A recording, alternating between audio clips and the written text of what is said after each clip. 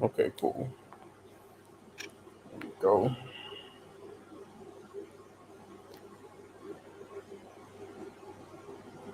Hope that bitch not too loud. Yo, what's good, bro? Solid on this end. How you living? How you living?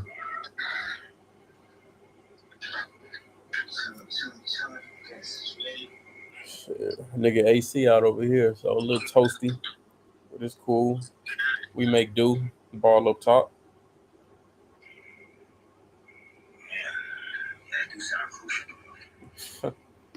Nothing we ain't been through before over here. No, real shit though. I just seen the notice went out earlier today for DreamCon saying that like press badges, vendor badges, panelists, all that shit is like open to like submit for now. So you for sure should get you a head start on that. I got a little plug on the inside that can push our shit through a little bit quicker than everybody else. So as soon as you get your shit pushed, submitted, I can pass your name through the line as well. Get that shit back even quicker. Most deaf. Yeah. Say that again.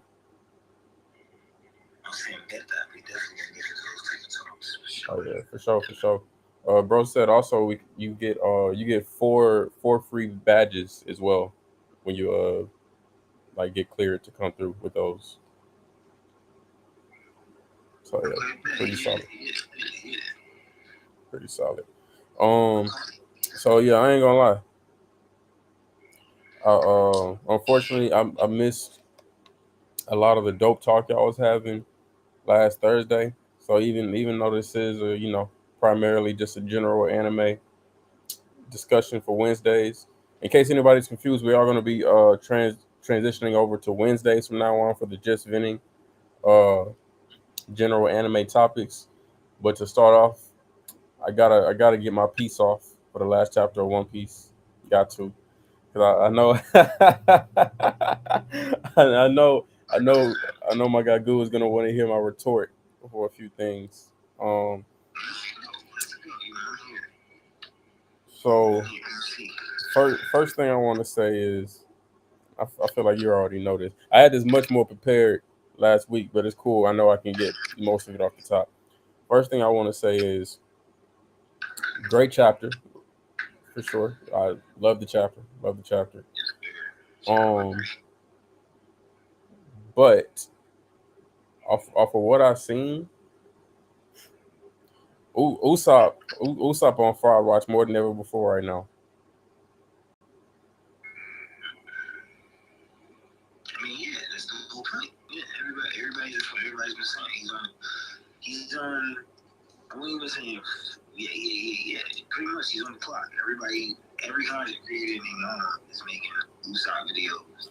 You're right. I've been noticing that too.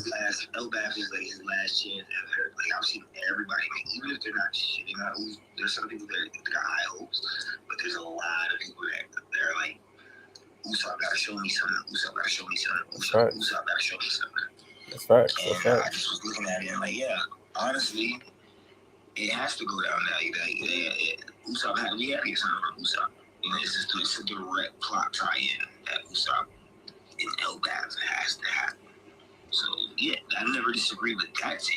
For sure.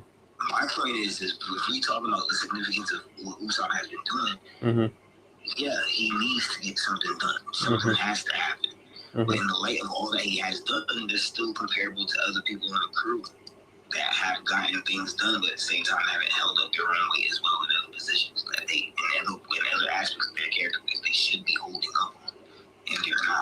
I'm not mad at that. I'm not mad at that. I think no, yeah, we can definitely be fair. I think what has me so gun ho on it right now is we haven't even like officially just landed on Elbath yet exactly, but I'm damn near considering this last chapter the start of the Elbath arc to me. Even if Oda doesn't like call it that, and we still like just on the way transitioning, I'm looking at that last chapter as the official start to Elbath. And as that being the official start to Elbath in my head canon, to me personally, It's a good trip. I feel like Usopp's on the clock like never before, even more intensified because from what I seen last chapter, it looked like it's another nigga living out his dream more emphatically than he is right now. Let me explain. Now I might mispronounce bro's name because I'm terrible with names, but I feel like people would definitely catch my drift. From the start of the show, the whole premise of Usopp's character, his goal, his intentions in life, why he set out to sea, he wants to be a brave warrior of the sea, brave pirate, right? To me, to start off this new arc, I feel like Bartolu or Bartot, he's emphasizing that goal. Say it again. How you say it? Bartol? It's Bartolomeo, but it's Facts. Bartol. I feel like he's living Usopp's dream more emphatically than Usopp is right now. Watching the interaction that he had with Shanks in those few panels was some of the bravest shit I've ever seen from him. And when I watch when I He's a different type of pirate, though. he is a different type of pirate, 1,000%. But if we're going off of what Usopp's goal was that was stated, that's kind of like what I would want Usopp to do. Like I would want Usopp to like not even think about it. Like I'd never do anything to harm my captain. I'd never defame his name. You want me to kill myself to make sure he like goes on and achieves his dream? No question. I got you. That's my guy.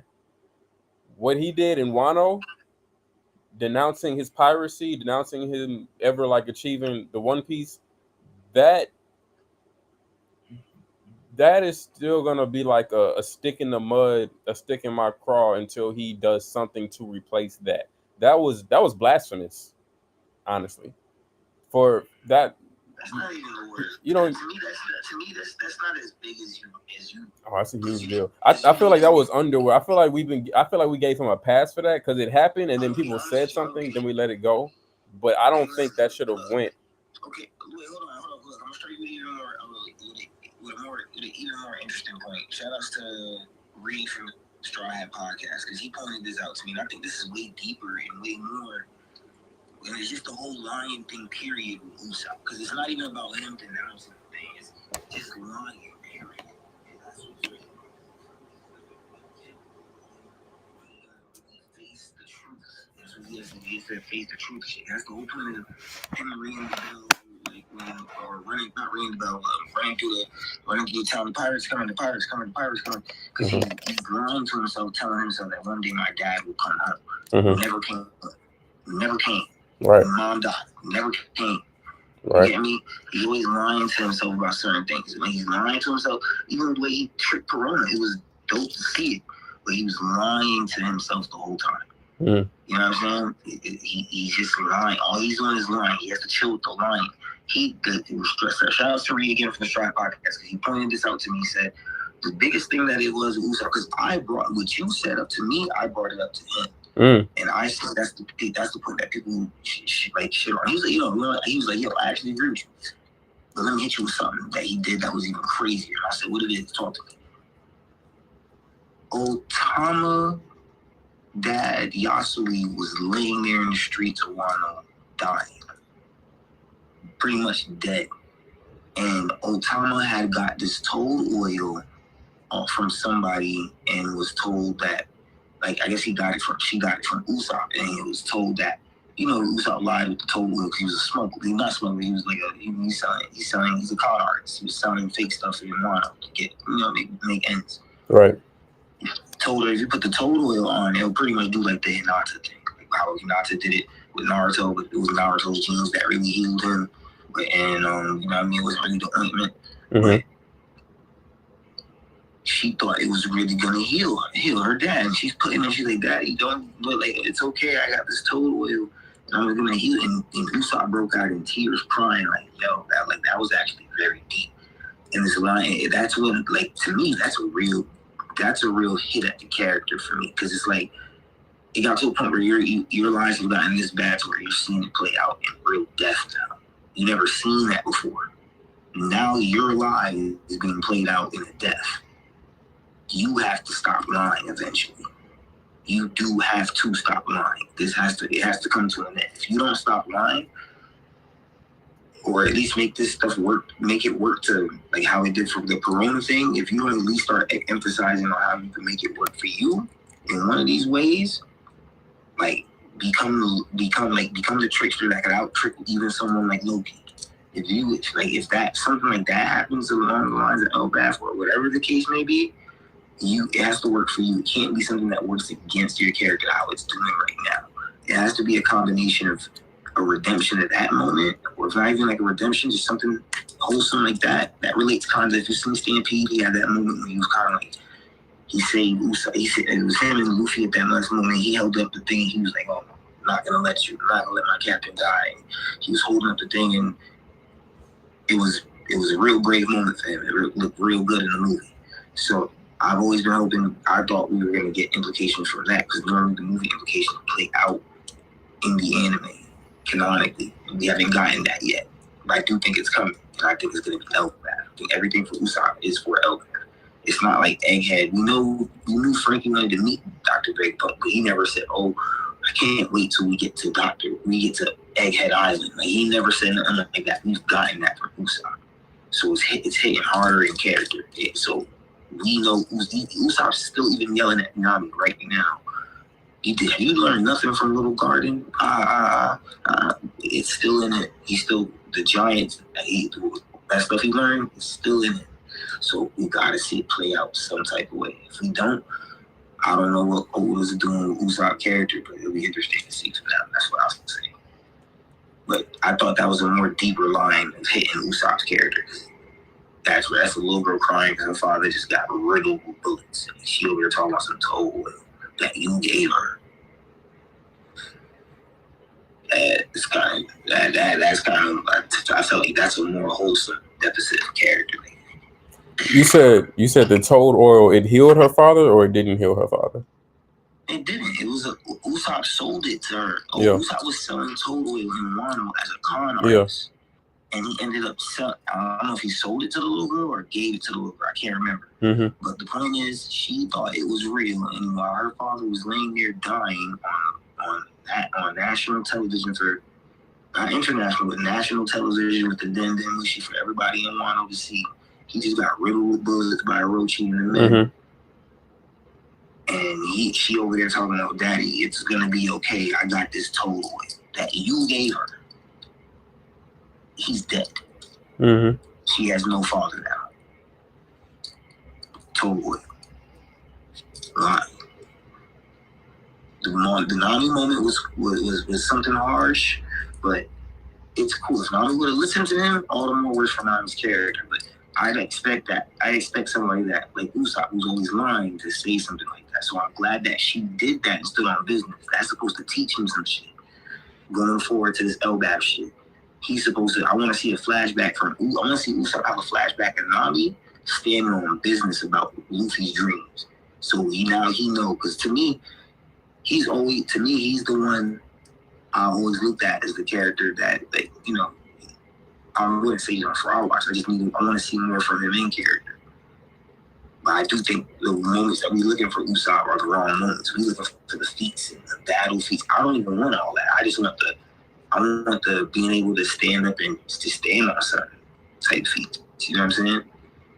Real talk. With those, it's Brook that I want the battle feats from, because Brook is not of the weak trio. Brook's of that mid-tier trio, so I expect more from him. He's not doing that.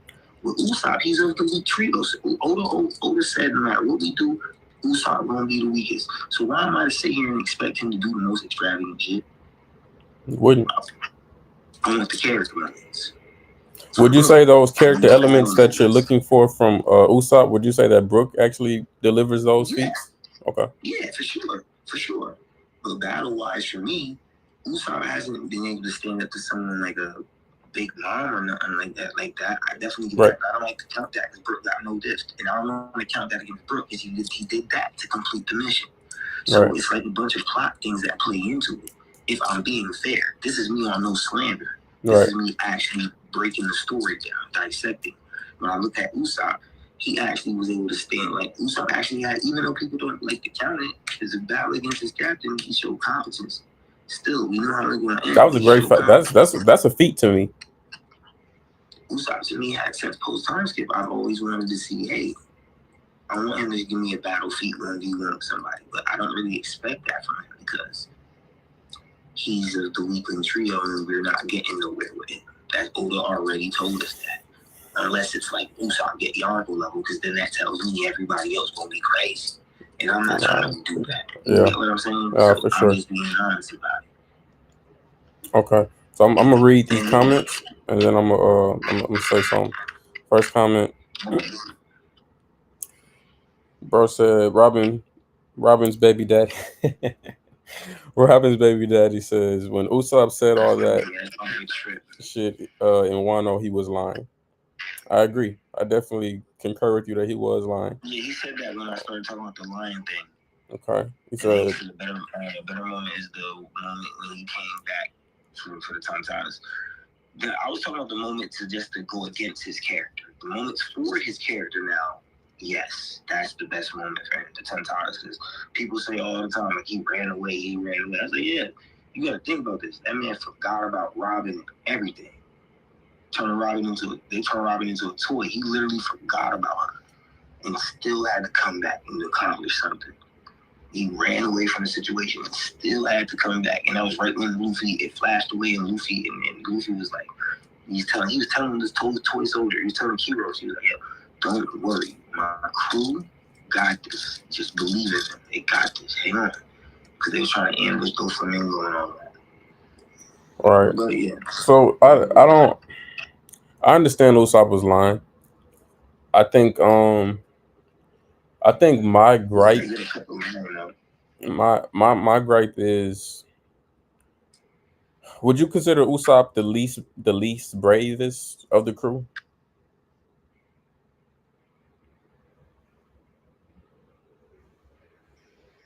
Yeah. That's the issue. And when I say that, when I say that's an issue, I'm not saying I expect Usopp to be like top 5 bravest or top 5 strongest or anything like that. But there's a crewmate who's like 12 years old. Chopper shouldn't have more backbone. Maybe backbone's not the right word. For someone whose main goal in life, sole purpose in life. I might have jumped the gun saying that he's the least bravest though. I'm really trying to emphasize and look at brave moments that Usopp is courageous and does say what he gotta say and do what he gotta do. Because he does have these moments. Like, he walked back into the Frankie house. Right. He did that. But every moment you can think of, he stood up to his captain. He did. Then even to add off that, he stands up to the crew about the merit, period. And then stood up to his captain about the overall issue. So I gotta count both factors in. Well, like I said, they walked back into the Frankie house. It's just going over points. Being able to, the Corona thing, being able to understand what even is happening here. That's even a feat itself. So I gotta get that one. Even going, I don't want to see, because then if I talk brave, I gotta count every moment that does go to being brave. Because he had moments when he was supposed to run and he stood there and did shit. Standing there and fighting orders, whether you got your crew with you or not. You know what I'm saying? He's definitely had his highlights. I think my main issue is you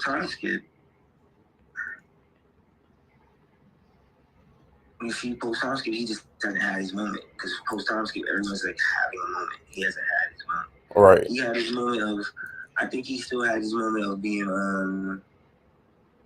I do think there's bravery. It's weird. I think this might be a backward thought. But, because what's his name? There's a sense of bravery that could drive you to stupidity, and Usopp's not there yet. And, like, it could drive you to, you could die being brave. That's one of the whole theories about, will he die being a brave warrior to see? That's why I keep telling people you gotta wait for his moment. Same thing when you talk about Smoker. Some people's downfalls gotta be so crazy that the come up gotta hit in a moment where it's like undeniable to no matter who's watching. That's facts. That's It facts. gotta hit like that. So when we see people like Smoker, we see people like Usopp, these people that's got even Lucci. Lucci came back, he had something he had to prove. His cover story was lit. People don't pay attention to his cover story, so it's good that Oda bring these characters back to show you that these characters are capable still. Croco, and you know what I mean? People still sit here and say Croco gets defeated by no geared Luffy. Like, why are we even saying Plot. that? Why would we? It's not even just plot. The author himself said, "I introduced this man too early. Facts. I cut his bounty in half." Like, when I was thinking of stuff like that, that tells me so everything we saw is he just retconned it. That's how I look at it. Because you're telling me he was supposed to be stronger. He is stronger, and you're not. You didn't have him at his full potential, and you're gonna bring him back. Like, that's why the Marineford showing of Crocodile is so important. People don't like to scale Marineford, but because they start thinking, oh, Crocodile could do this, I don't think he can do it. He loses to a no gear Luffy. Yeah, man, but Oda already told us the guy, him and Adele were brought in too early. He cut the man's bounty in half. Why are we still using that as an argument against him? Even when Luffy went to fight Crocodile in Marineford off GP, he had to wet his body in water and then go gear 2 just to interact with the man. He no gear Luffy. He went gear 2 immediately and put the amp on his body for the water in order to the Durant for his water to get past Croco. So what are we talking about? Luffy gives him his respect off GP. Right. Luffy didn't want to take him out the cuffs off rip. Luffy questioned it. Talking about people that beat him before. You want to talk about people that gave Luffy a hard time. Before there was a Kaido, the only man that did what he did was a Crocodile. Literally beat this man twice. He had to come back for the third time. You know what I'm saying? It took this man rounds. He had to come back rounds to defeat him. But I don't want to go for a rant on that.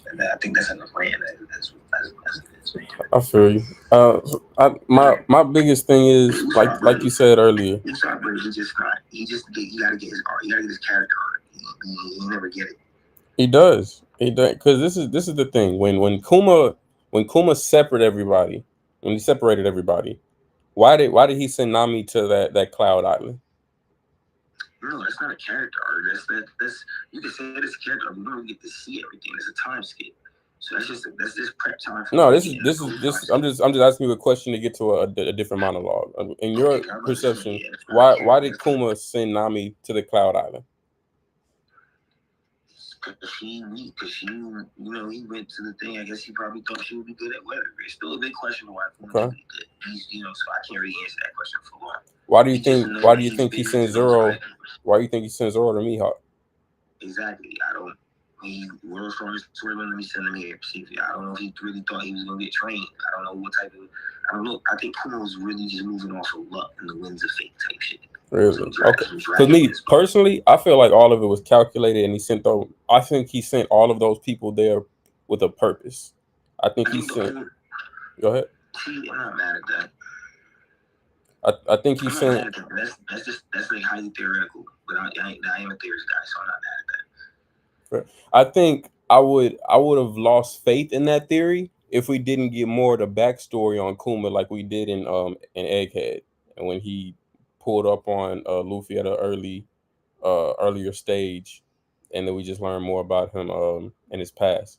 But I think he sent Zoro to Mihawk to get him stronger, to train with the world's greatest swordsman. Whether Mihawk would do it or not, I think he knew Zoro would get stronger being in that facility. I think he sent Nami to that island to become a better navigator in a sense. And I think those old men in a sense made her a better navigator. They taught her the winds in a sense. For sure. I think Chopper was made into a better doctor by being able to, learn about these minerals and different vegetations on the planet, whatever. I think Sanji was sent to get stronger and work on some of his weaknesses. I don't know if he worked on the weaknesses that Kuma wanted, but I know he went there and he got stronger. We can go down the list. Robin, I feel like Robin was specifically there to talk to the Revolutionary Army because she's Yeah, the I think she was definitely plotted out there. exactly. I think Usopp was sent there to that island alone, literally for his sole purpose of the show. I think he was sent there to become a brave warrior. He sent him to an island with a bunch of big bugs, big animals, big whatever. I don't think he sent him there to get all these vegetations to add to his repertoire for his bow and arrow. I mean his slingshot. I don't think he sent there to be a better sniper. I think he sent him there to be braver. If you're gonna argue that point, then I think it's better to say the guy that he was sent there with was the guy that literally he was emulating when he was being Sogu King or Sniper King. If you notice the character design of the guy, that's true. He kind of had that whole superhero thing going for him. That's very true. Kuma actually met that guy.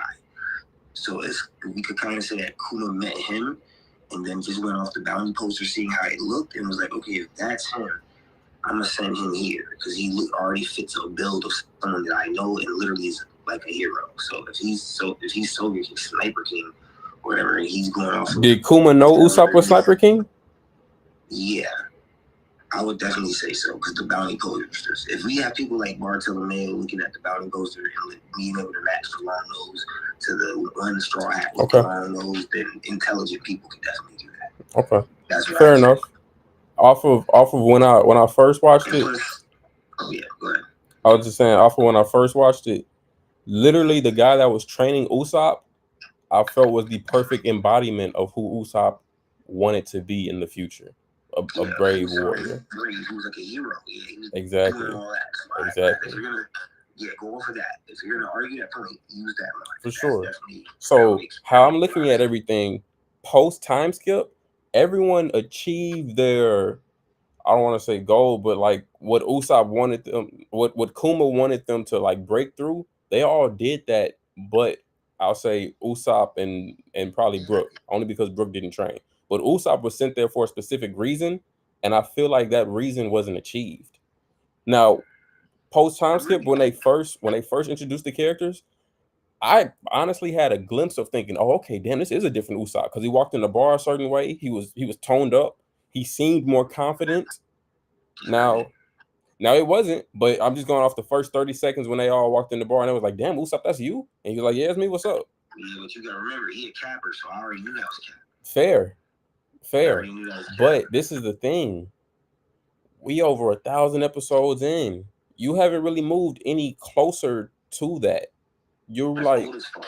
But that's old. At that point, you don't blame the character. You blame if you have a true problem with it, you blame who's penning it. You really do. Unless you're underweight, you have to wait to understand the story. So it's okay for you to have him on, I don't say fraud watch. What do you say, the clock? Yeah, he's on the clock. Because he's not really, he ain't a fraud. He got to achieving the dream is what it is. You're not going to say he's a fraud. Because even if he achieves the dream in death, then you're going to look like shit. You're going to eat shit. You haven't said that in the past. So he's just on the clock. And he's on the clock because he hasn't had his character and we need to see him. Frankie didn't get a character moment Egghead, but Frankie got highlights. You know what I'm saying? Same thing we need right now. Any one of those tries could have gotten one shot on the right side. Frankie got it though.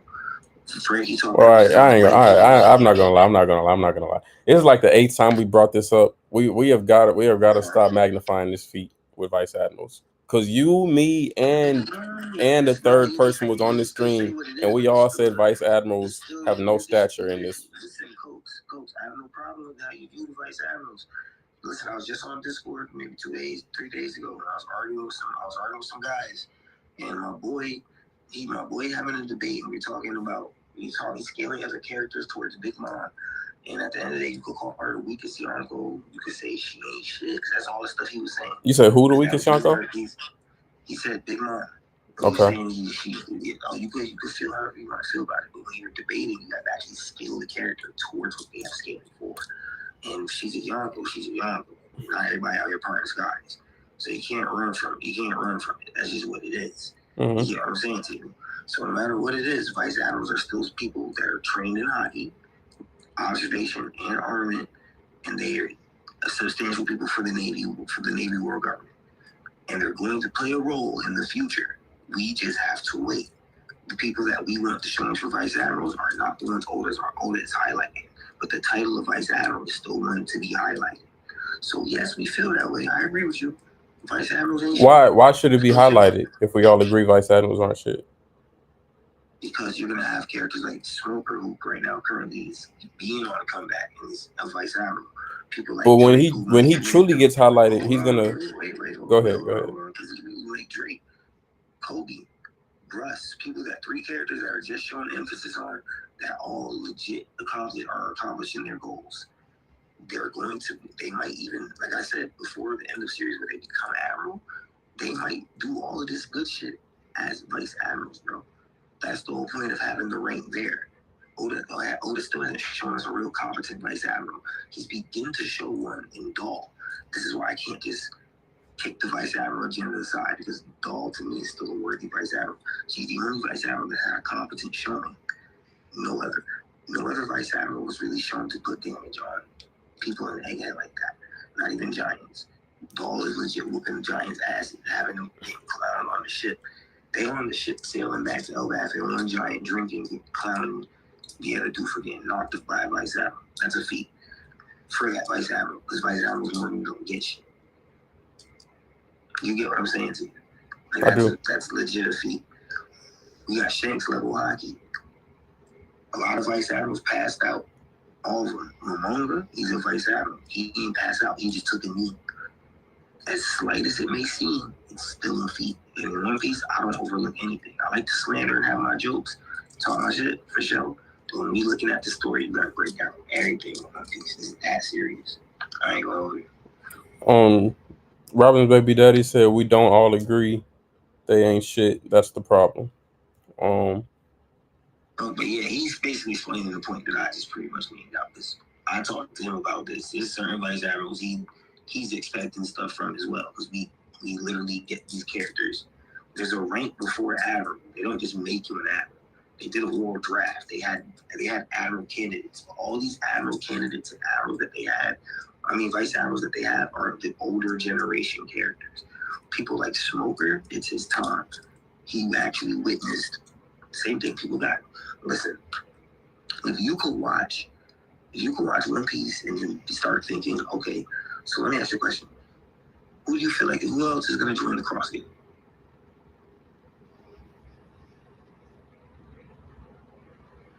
Honestly, I haven't thought about it. I didn't think anybody else would be joining. They already kind of got some heavy hitters there. I feel like anybody else would kind of like disrupt the flow. Okay, let's be real, Coach. Let's be realistic. So you think nobody else is going to join the Crossgate?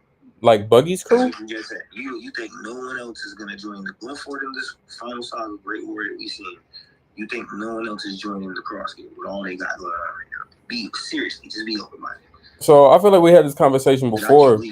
The only person that I thought could fit the criteria would be Dofi. But you and I both agreed his personality wouldn't mix with them, so he would most likely just do his own thing. But I told you Dofi could do his own thing, but I still agree Dofi could. I personally have my theory is all 5 warlords that witness Roger's execution, they're going to join the Crossgate. That's my theory. I think all 5 of them.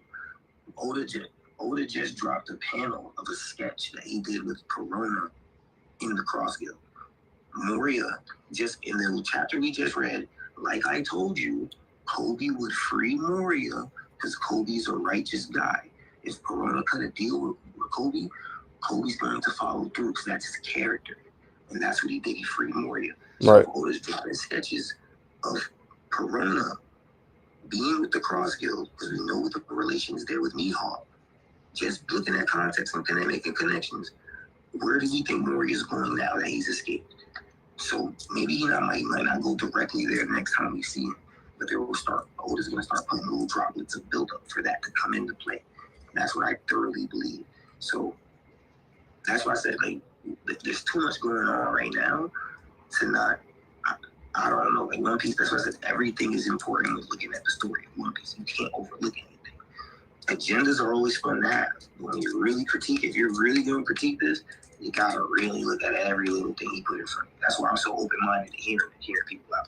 I can hear you out 1,000 times, but goes against what I've been learned, the philosophy of what I've been told about this story. And I witnessed myself.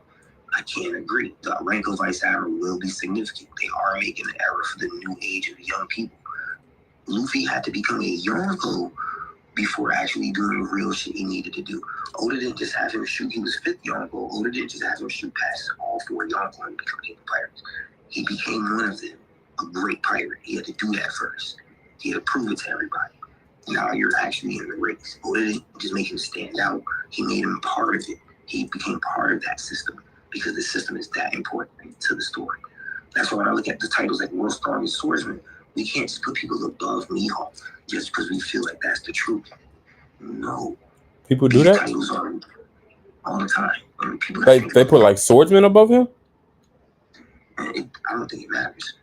If you're willing, if you like, because that technical, if you're, well, it matters of course. I'm talking about swordsman, but that's what I'm talking about. World's Strongest Swordsman. People see Venus Juro. What's good, Gooba? Oh yes, we got some comments to read too. What's good, Flutter? Yeah, Flutter. Yeah, he's got a few. The first one I seen, bro, said X Drake is a rear admiral, not a vice admiral, and Frankie. Oh, you're not gonna say Frankie beats him. Frankie's a rear admiral. He's not a vice admiral, but I think he's gonna get to the rank of vice. I think not Frankie. Drake. Oh, I see what you're saying. You're not going to say Frankie beats.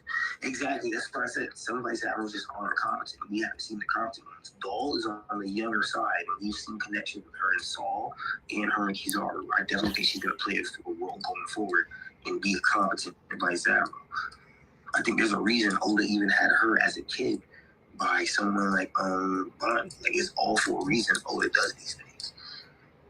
Because watch this. Oda told Tama until she could defend herself, she can't join his crew. Because people don't like that Luffy. People are saying they don't want a kid on the crew. Luffy told a kid he offered a kid a chance to be on the crew and filler way back anyway. So that's already debunkable. On top of that, Chopper's a kid on his crew. People forget that he's still a kid. Luffy himself is a kid. Well, he's 19 now, but yeah, I feel you. But Luffy himself, he's in the mind work of a kid. Mm-hmm. When you look at Bonnie literally is able to tag vice admirals. She's perfectly capable of defending herself. For sure. Luffy's predecessors had kids on the crew. Uto was a part of Shanks' crew. Shanks and Buggy were a part of Roger's crew. Kids on the crew is not an unfamiliar thing to the story of One Piece. And I could definitely see Luffy getting an apprentice, so I wouldn't be mad at that became Bonnie. But I wasn't trying to argue. I was just saying the whole Vice Admiral point. There is ethics still with the Vice Admiral. Which one is Uta? Her name sounds familiar. Uta's feeling red. Oh, okay, gotcha. Yeah. Okay. I'm not mad at a lot of that. Kobe will most likely enter the final war as Vice Admiral. Exactly. And if an admiral position opens up, the one who would most likely take it would be Smoker. Yeah. I think all this shit will open up come end of series. I got Fuji being Fleet Admiral. I think right now, if they go with 3 admirals, it might be Smoker, Kobe, either Drake or Russ, one of the 2. But I don't know how I'm feeling about it just yet because they highlight him a lot on Russ. Where's Green Bull at? I don't know. I think he's gonna get taken. I think Croco takes him, bro. I'm not gonna lie. I think Croco takes him. I've been saying this for a while now. I think Croco takes him. I mean it. I think Crocodile takes him. His fruit is literally Green Bull gives life and plant and all that. But you look at the death of a lot of forests die because of not a lot of forests, but there's been a few forests in history. If you look that up, or whatever the case may be, where forests die from what Crocodile does, and that's what they become. They become wastelands, deserts, and all that other shit. So I think Crocodile withers that shit away. I think their abilities perfectly counter each other. It's an extreme diff fight regardless. And Crocodile's the only Logia we see that get buffs in the story just for being a Logia. So, yeah. Okay. That's not nothing new. I've been on that way. Been told me that. We got a whole video already we put out about it. No, I remember we had that conversation prior. What is Kobe's status right now? What's his title? He's a captain. He's low ranking. He's what Smoker was when we got introduced to Smoker. Kobe Gotcha. will be the youngest admiral in history to do what he's doing. Period. Because not even Kuzan, if you look at the Battleship Bag chapter, sorry, the sound scale, but not even Kuzan was making the sound effects that Garp was able to make at the age Kobe made it. Kuzan had to get up there and training. So if you look at the panels, Kuzan had to literally the first couple panels, the sound effect was thud. Then it goes up to gunk. Then it goes up to like thumper, something like that. And then it goes to Dawn, whatever, like the big one. No, it was Doom. Doom is the last one. But the only one that made Kuzan didn't start making that until he like right before he made right when he made it is right when they showed he became an app. And that's when he started showing Garp on at the same level basically. Kobe did that Battleship Bags training at night by himself. All right. Problem is it's not a consistent feat. So Kobe has to work on consistency now. In my eyes. I'm not mad at it. Blue Cross members, Dolphy, Weevil, Moria, Boa goes with the Revs. I don't know how I feel about that. I think Boa looking for Loof. I ain't gonna hold you. She trying to sail with the king. Her ship gonna be right behind his. She's just following anyone's seat. I ain't gonna lie. Yeah, I don't see Boa going over there. I'm iffy on the Weevil thing. I don't know. I don't. I'm still waiting on his like place in the story more so. I need more information. But I could see the Moria edition. I could see that. I could see Yeah, that. definitely got Moria joining up. But I can see Weevil in place of Dolphy. Like if Dolphy wasn't to join, like Dolphy's the only one I can see from the. Because they already got Mihawk, Buggy, Crocodile, 3 warlords from the actual execution that were there at Roger's execution. All they would need now is Dolphy and Moria. If Dolphy doesn't join, I think they could get Weevil. And then you gotta have Dolphy do something else and find his own way. Because I do think, strangely enough, Dolphy may still have a good place in the world even after all this shit is said and done.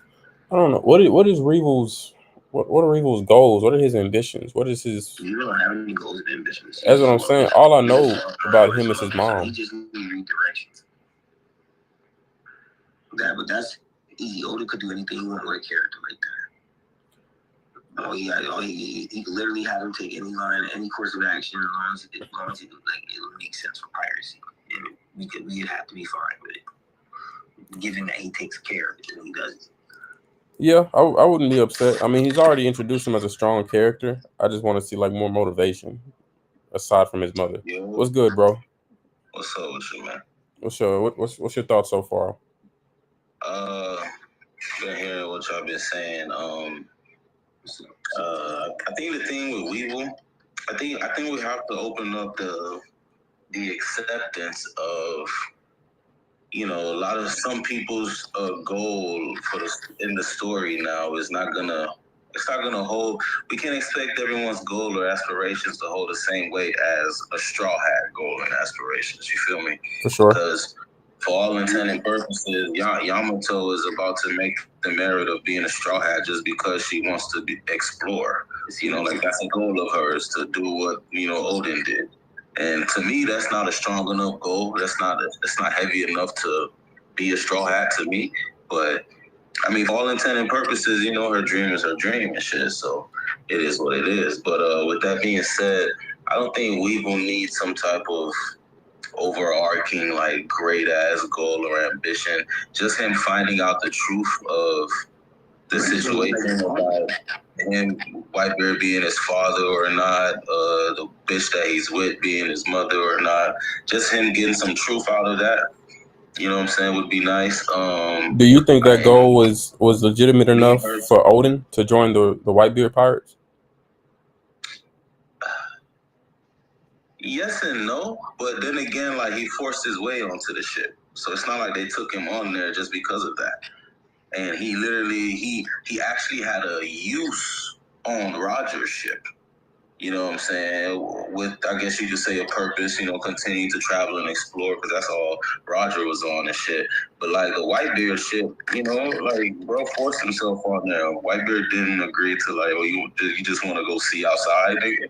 You do that shit on your own time. You feel me? So, for sure. That's what that was. So I think it could just be simplified into, like, just him the truth getting exposed, finding out the truth, fighting for his father's dying will instead of fighting against it. Some type of change in that aspect type shit. I'm hoping Green Bull did the, extract nutrients out of Weevil, so he comes back looking like a young Whitebeard, like a young Prime Beard, instead of the big weird version we got. You know what I mean?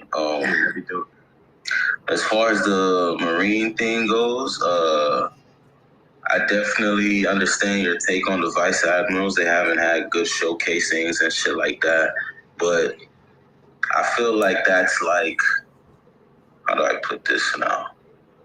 You're not gonna scale every supernova based on you're not gonna scale every supernova based on fucking Hawkins or a pool. You know what I'm saying? So I feel like in that aspect, we gotta understand, like, yeah, there's the title, and then there's who's currently holding the title. You know what I'm saying? Like, the person holding the title could be trash. That doesn't mean that the title itself doesn't merit some act of respect, because for all intent and purposes, Garp is a Vice Admiral. You know what I mean? And when he started to actually get into the, like, we don't know around when that offer to Admiral came for him, so we don't know when he actually excelled from a Vice Admiral tier. But you know what I'm saying? For all intent and purposes, it was Vice Admirals that was fighting Roger back in the day.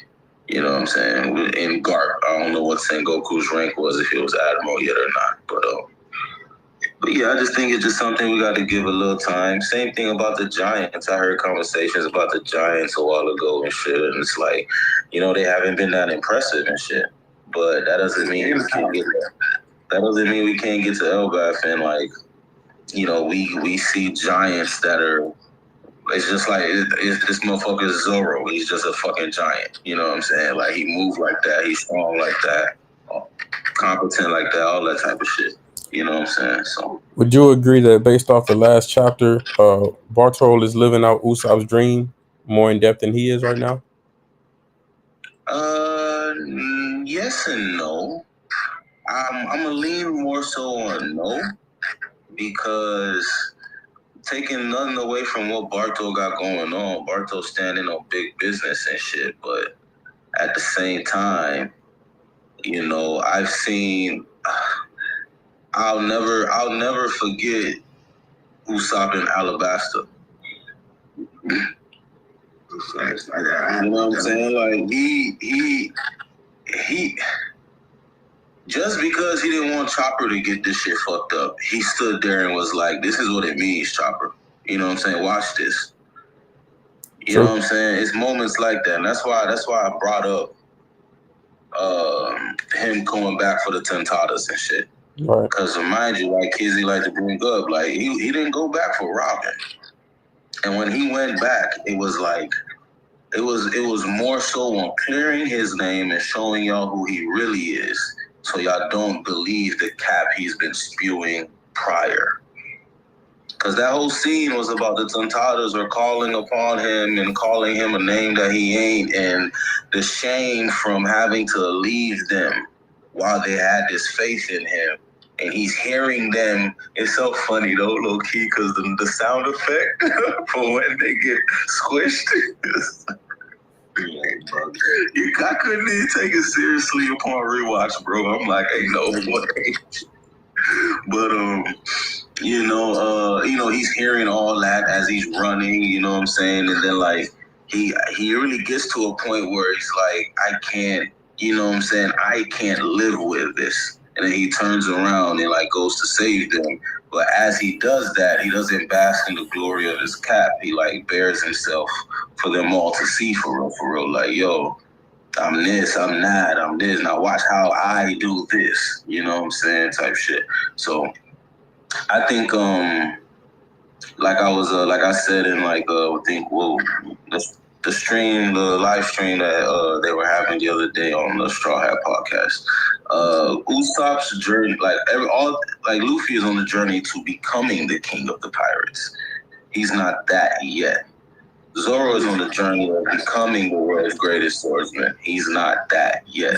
So Usopp is becoming this brave warrior of the sea with all these little instances here and there. We can't just expect him to just next panel, be that. No, that's very true. I get that. But like with those two characters you just named, Luffy and Zoro, we're also seeing the transition and the feats of them getting closer to that goal damn near every arc. We haven't seen that in a very, very, very long time. We do. I agree. I'm saying it's not as often. It's not as prevalent. Because that's the thing, though. With Luffy and Zoro have battle feat things, so that's the problem. I'm like you, cause I'm not looking for battle feats. Luffy and Zoro's goal is when he gets his character arc. He hasn't gotten a character arc, so we're not going to see the moment come until then. We gotta give it some time. It's a very serious thing. Luffy and Zoro's goal is very feat oriented. It's also very strength oriented. You can't necessarily do those things without the strength behind it to back it up, because that's a title that's gonna come with you having to defend it. A brave warrior of the sea doesn't just dwell in the realm of strength. I agree. It's not the strongest warrior of the sea. I agree. It's not even for his skill set. It's not even the best sniper of the sea. I agree with all of that. I'm not looking for any of those things. Really, I'm not looking for any battle feats. It's more so rooted in a character trait. And I don't, again, it's something that I'm just allowing it to, the natural growth of that to happen and shit. Because, for example, even then, you read the spoilers for the last chapter, I imagine, right? You don't read spoilers. It's the last chapter or this upcoming chapter? The one that's about to drop. Oh, no. I seen it on my TL. I scrolled past it really quick. I ain't gonna bring up nothing, but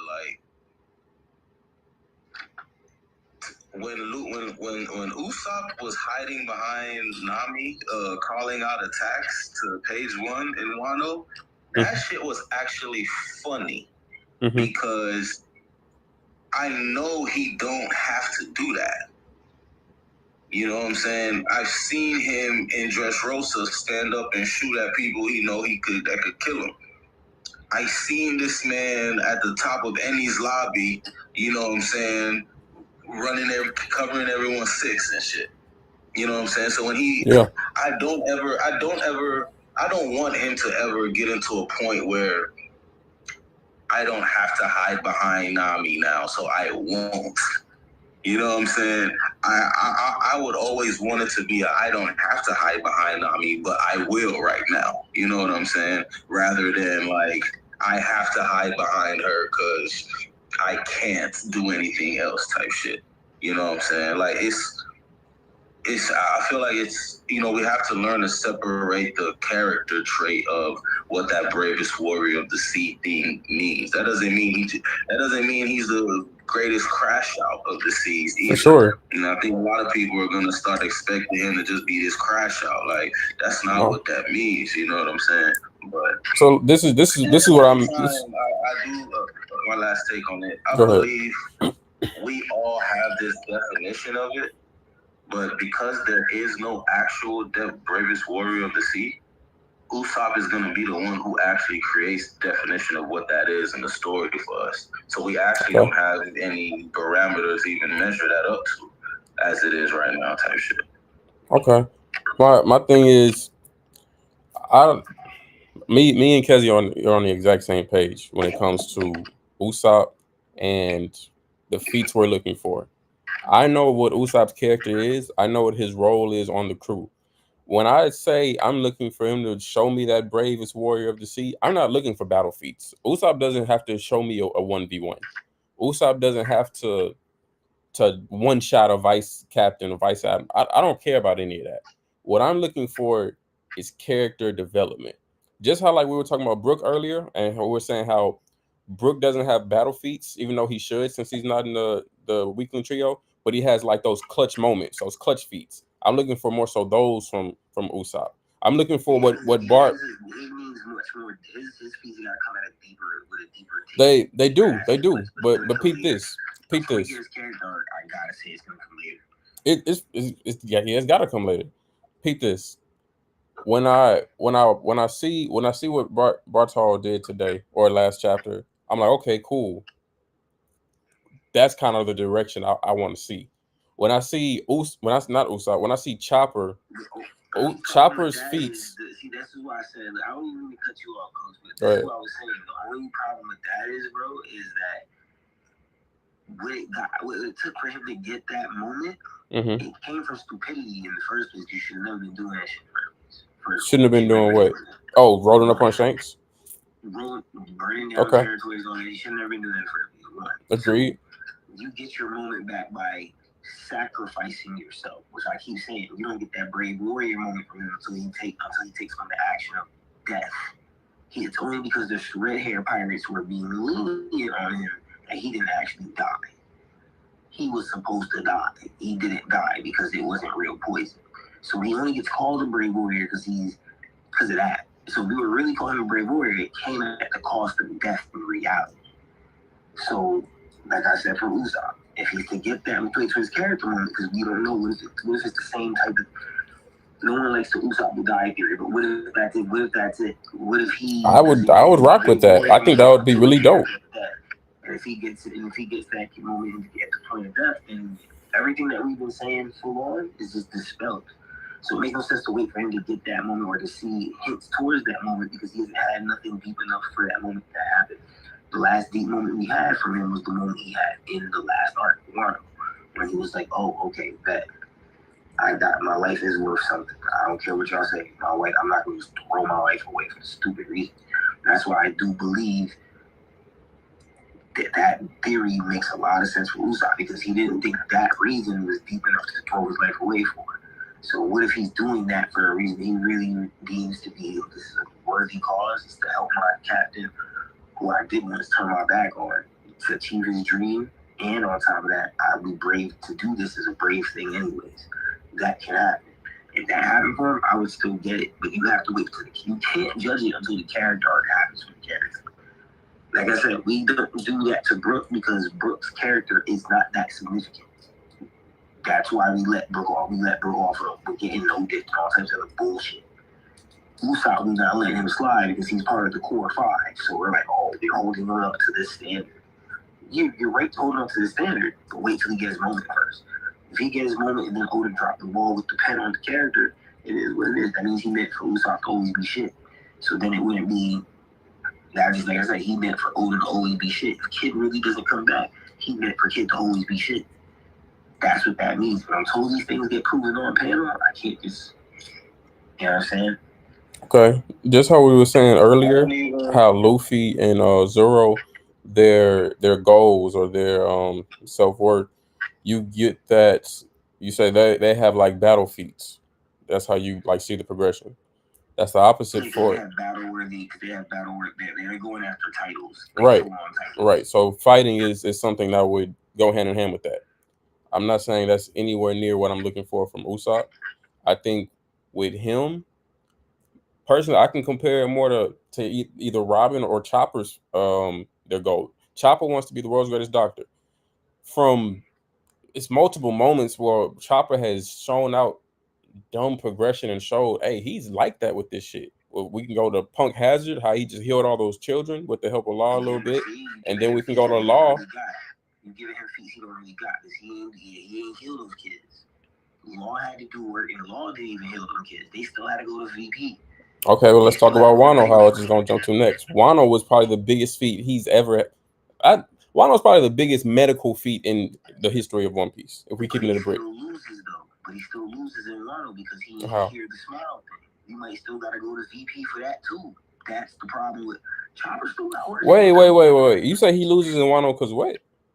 he couldn't cure the smile shit. He cured all these other diseases. That's great, but was Chopper able to do anything with the smile shit? Fuck the smile. During the war, when he was infected himself and then cured all those other people, that's the biggest medical feat in One Piece history. Smile feat aside, that war shit was the biggest medical shit ever. That was insane. But that's an assist as well. But see, that's what I'm saying. All these feats are cool and cute, but just like Brook's feat, that was an assist. You needed Jinbei. Chopper's feat, he needed Marco to come and regulate thousands of fodder, and they're see, but that's battle feats. We talking that's fighting. We talking about just the goal. Chopper wasn't getting that off without that antidote either. Exactly. He needed the antidote. You call the Zoro getting the antidote battle feat, but Marco come in there and actually Marco gave everyone the flames. Foes it regulated their temperature so they could be more sane. That was undiscriminated, bro. That everyone got that from Marco. That was an assist as a doctor, because Marco is a doctor, and that he helped Chopper too. If Marco didn't regulate Chopper's flames, Chopper would have been Oni. He wouldn't even have got. Nobody would have got killed. So you need the assist. That's my problem with these feats. Just if I'm gonna shit on Brook, I'm gonna be consistent and shit on Chopper too. Why you need assist every time you get a? You need an assist. I'm 12. The battle feats that comes to assist it, but why does another doctor have to help you get this shit off for it? I'm 12. You're gonna be the doctor that accomplishes it. So you got when Zoro accomplishes the worst part of swordsman, he's not gonna need. He had help in training from maybe someone else, but he's not gonna need someone to help him mid-fight. Girl got helping. We got training helping, but nigga, he gotta beat. You feel me? Yeah, he can't happen. So Chopper's gonna need these. It does. So Chopper has no solo feats, like medically. He has feats, but they're not fully accomplished feats. That's what I'm trying to tell you. Even the Brook shit, it looked cute, but Brook, you don't get out of your situation without Jinbei. You're an action figure, bro. No, I'm saying what are Chopper's solo feats then, if we're not counting the war and others? Like, what are his like solely his shit medically? The mines when Luffy got hit with that thing. The mines. I'm giving that. You say when Luffy got hit, which arc? When he got hit with that virus in the mines in Wano.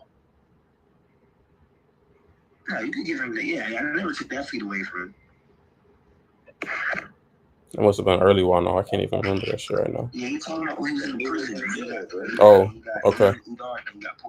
Oh, okay. Yeah, I was saying I never took that feat away from him. I was talking about the feats on in the raid. That's a feat, and then the pump hazard feat. That's a feat, but you need the assist. And then the person that assisted him in pump hazard couldn't even finish doing it. They had to send him to the hole. And I think we'll be remiss if we don't bring up the fact that just him even having the know-it-all to like the shit in Punk Hazard, right? He doesn't know what's ailing these kids, or because half the time you have to like have a very strong knowledge of the affliction before you even start dealing with the treatment of it and type shit like that. He's really working off the fly just to even, get a sedative, create a sedative that can keep them calm with no knowledge of what's really going on type shit. I'm gonna give him credit to that. To be able to just like, this virus that they just hit Luffy with, I've never seen anything like it. I need to see the actual thing before and then come up with a solution for it within the hour seemingly. You know what I'm saying? Like his expertise and just like, putting the shit together and deciphering what needs to be done as far as an antidote wise, you know what I'm saying? Can never take that from him. But I guess what we want to see as far as a feat from him, with the doctoring thing, that doesn't become a strength or battle-based feat, but it's still a feat that needs to be put into actual practice that you can then still quantify in the sense of, say we get to say it like we in Elbaf right now, right? And the absent team hallucination alcohol is somehow contaminated with some type of poison. Everybody drank this shit. Everyone puking their fucking guts out. It's a new disease out here. For him to be the one that clocks it, cures it, creates an antibody from it, damn near can create a weapon from it. Not a weapon, but like, you know what I'm saying? Because I don't think he would do something like that because of interactions with other doctors he's had. I don't think he'd ever do something negative with his abilities with medicine. But just being able to clock something before it's even like dire straits or situations, you know what I'm saying? Like the way Usopp pulled into Onigashima, and before we even realized there were people we need to put to sleep, he had already put them to sleep type shit. Like him, the Chopper being able to just walk in somewhere and be able to clock what's going on, deal with it before it's even like a big thing, and like now we're running around for 2 chapters dealing with this mess of a plague, you know what I'm saying, type shit.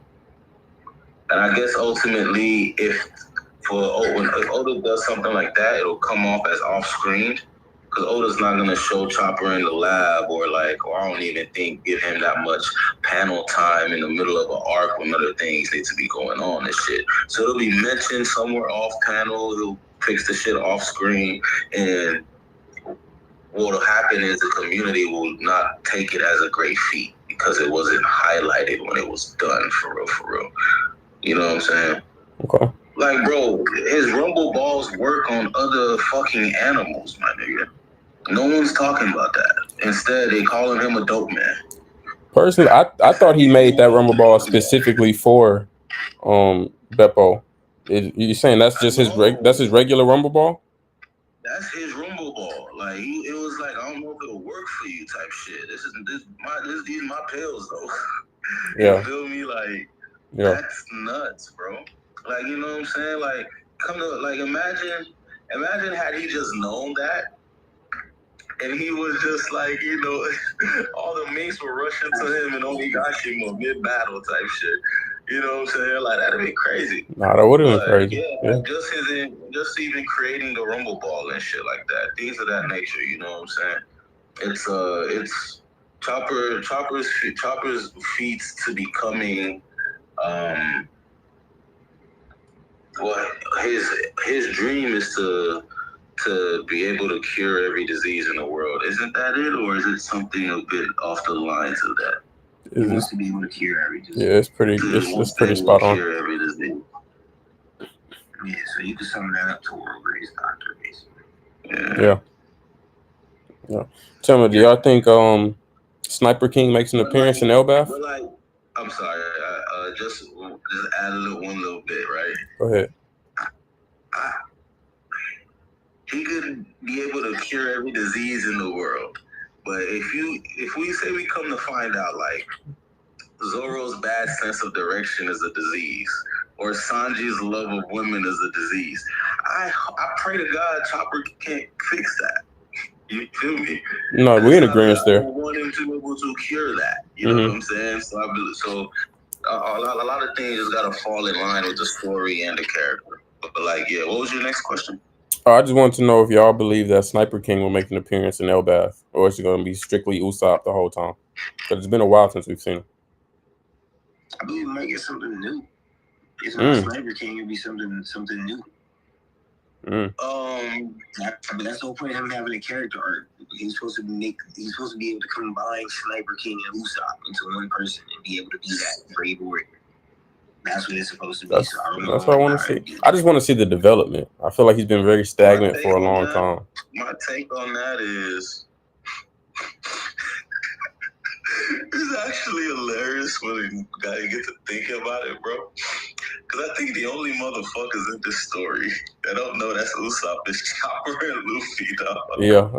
I think I'm in agreement with you there. That don't know that's Usopp, bro. I ain't gonna hold you. I feel like the Giants might not know either. Even if he do pop out with the mask or pop out with a new mask or whatever the case is, just like the Sniper King persona gets brought back to the forefront, that'll be the beginning of Usopp beginning to like rally the giants in Elbath and become respected amongst the giants in Elbath.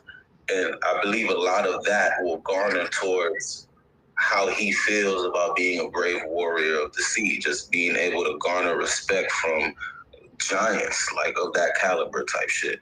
If he does put on the mask, I think we'll be entering the realm of that segment for Usopp's arc and shit. But I don't think it's gonna. I think Chopper and Luffy are the only ones that don't know that's Usopp, bro.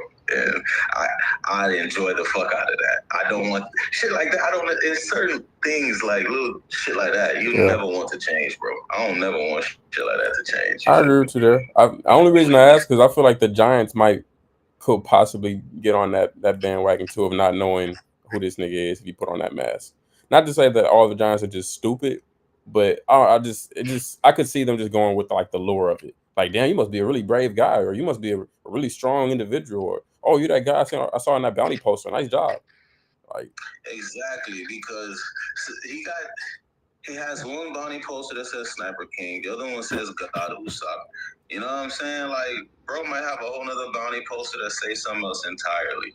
You know what I'm saying? Usopp might be running around telling them, I'm Sniper King, I'm God Usopp, and they don't believe this shit because God Usopp on the bounty poster, that motherfucker look, you know what I'm saying, different. Like, it's like somebody that be going through the trenches. Usopp don't look like that. You know, Sniper King, look how he look. Usopp don't look like that. So he might go through a point where he got to prove to them that he is the Sniper King. He is God Usopp. That in itself would be interesting because I imagine him trying to prove to them. And he's going to be looking at Luffy and them like, yo, tell them I'm such and such and such. Zoro's not going, he's going to be like, yeah, bullshit. I'm not telling them that for you. Same thing with Sanji. Nami's not going to feed into his bullshit. Yeah. And Luffy ultimately don't believe, or he don't know. Luffy, you know what I'm saying? For sure. That type shit, bro. So, you know, it's that'll be interesting in itself, and it would be nice to see how he has to tell true stories about himself. To, you know what I'm saying? Because what Sniper King did wasn't no lie. Like, bro did some real shit. Yeah. And so be proud of that real shit you did. But, like, you're going to have to explain to them why you had the mask on. Yeah, I got into a fight with my captain over some shit, and I couldn't really show my face around, so I had to boom, boom, boom, boom. You know what I'm saying? Like a coward, blah, blah, blah, blah.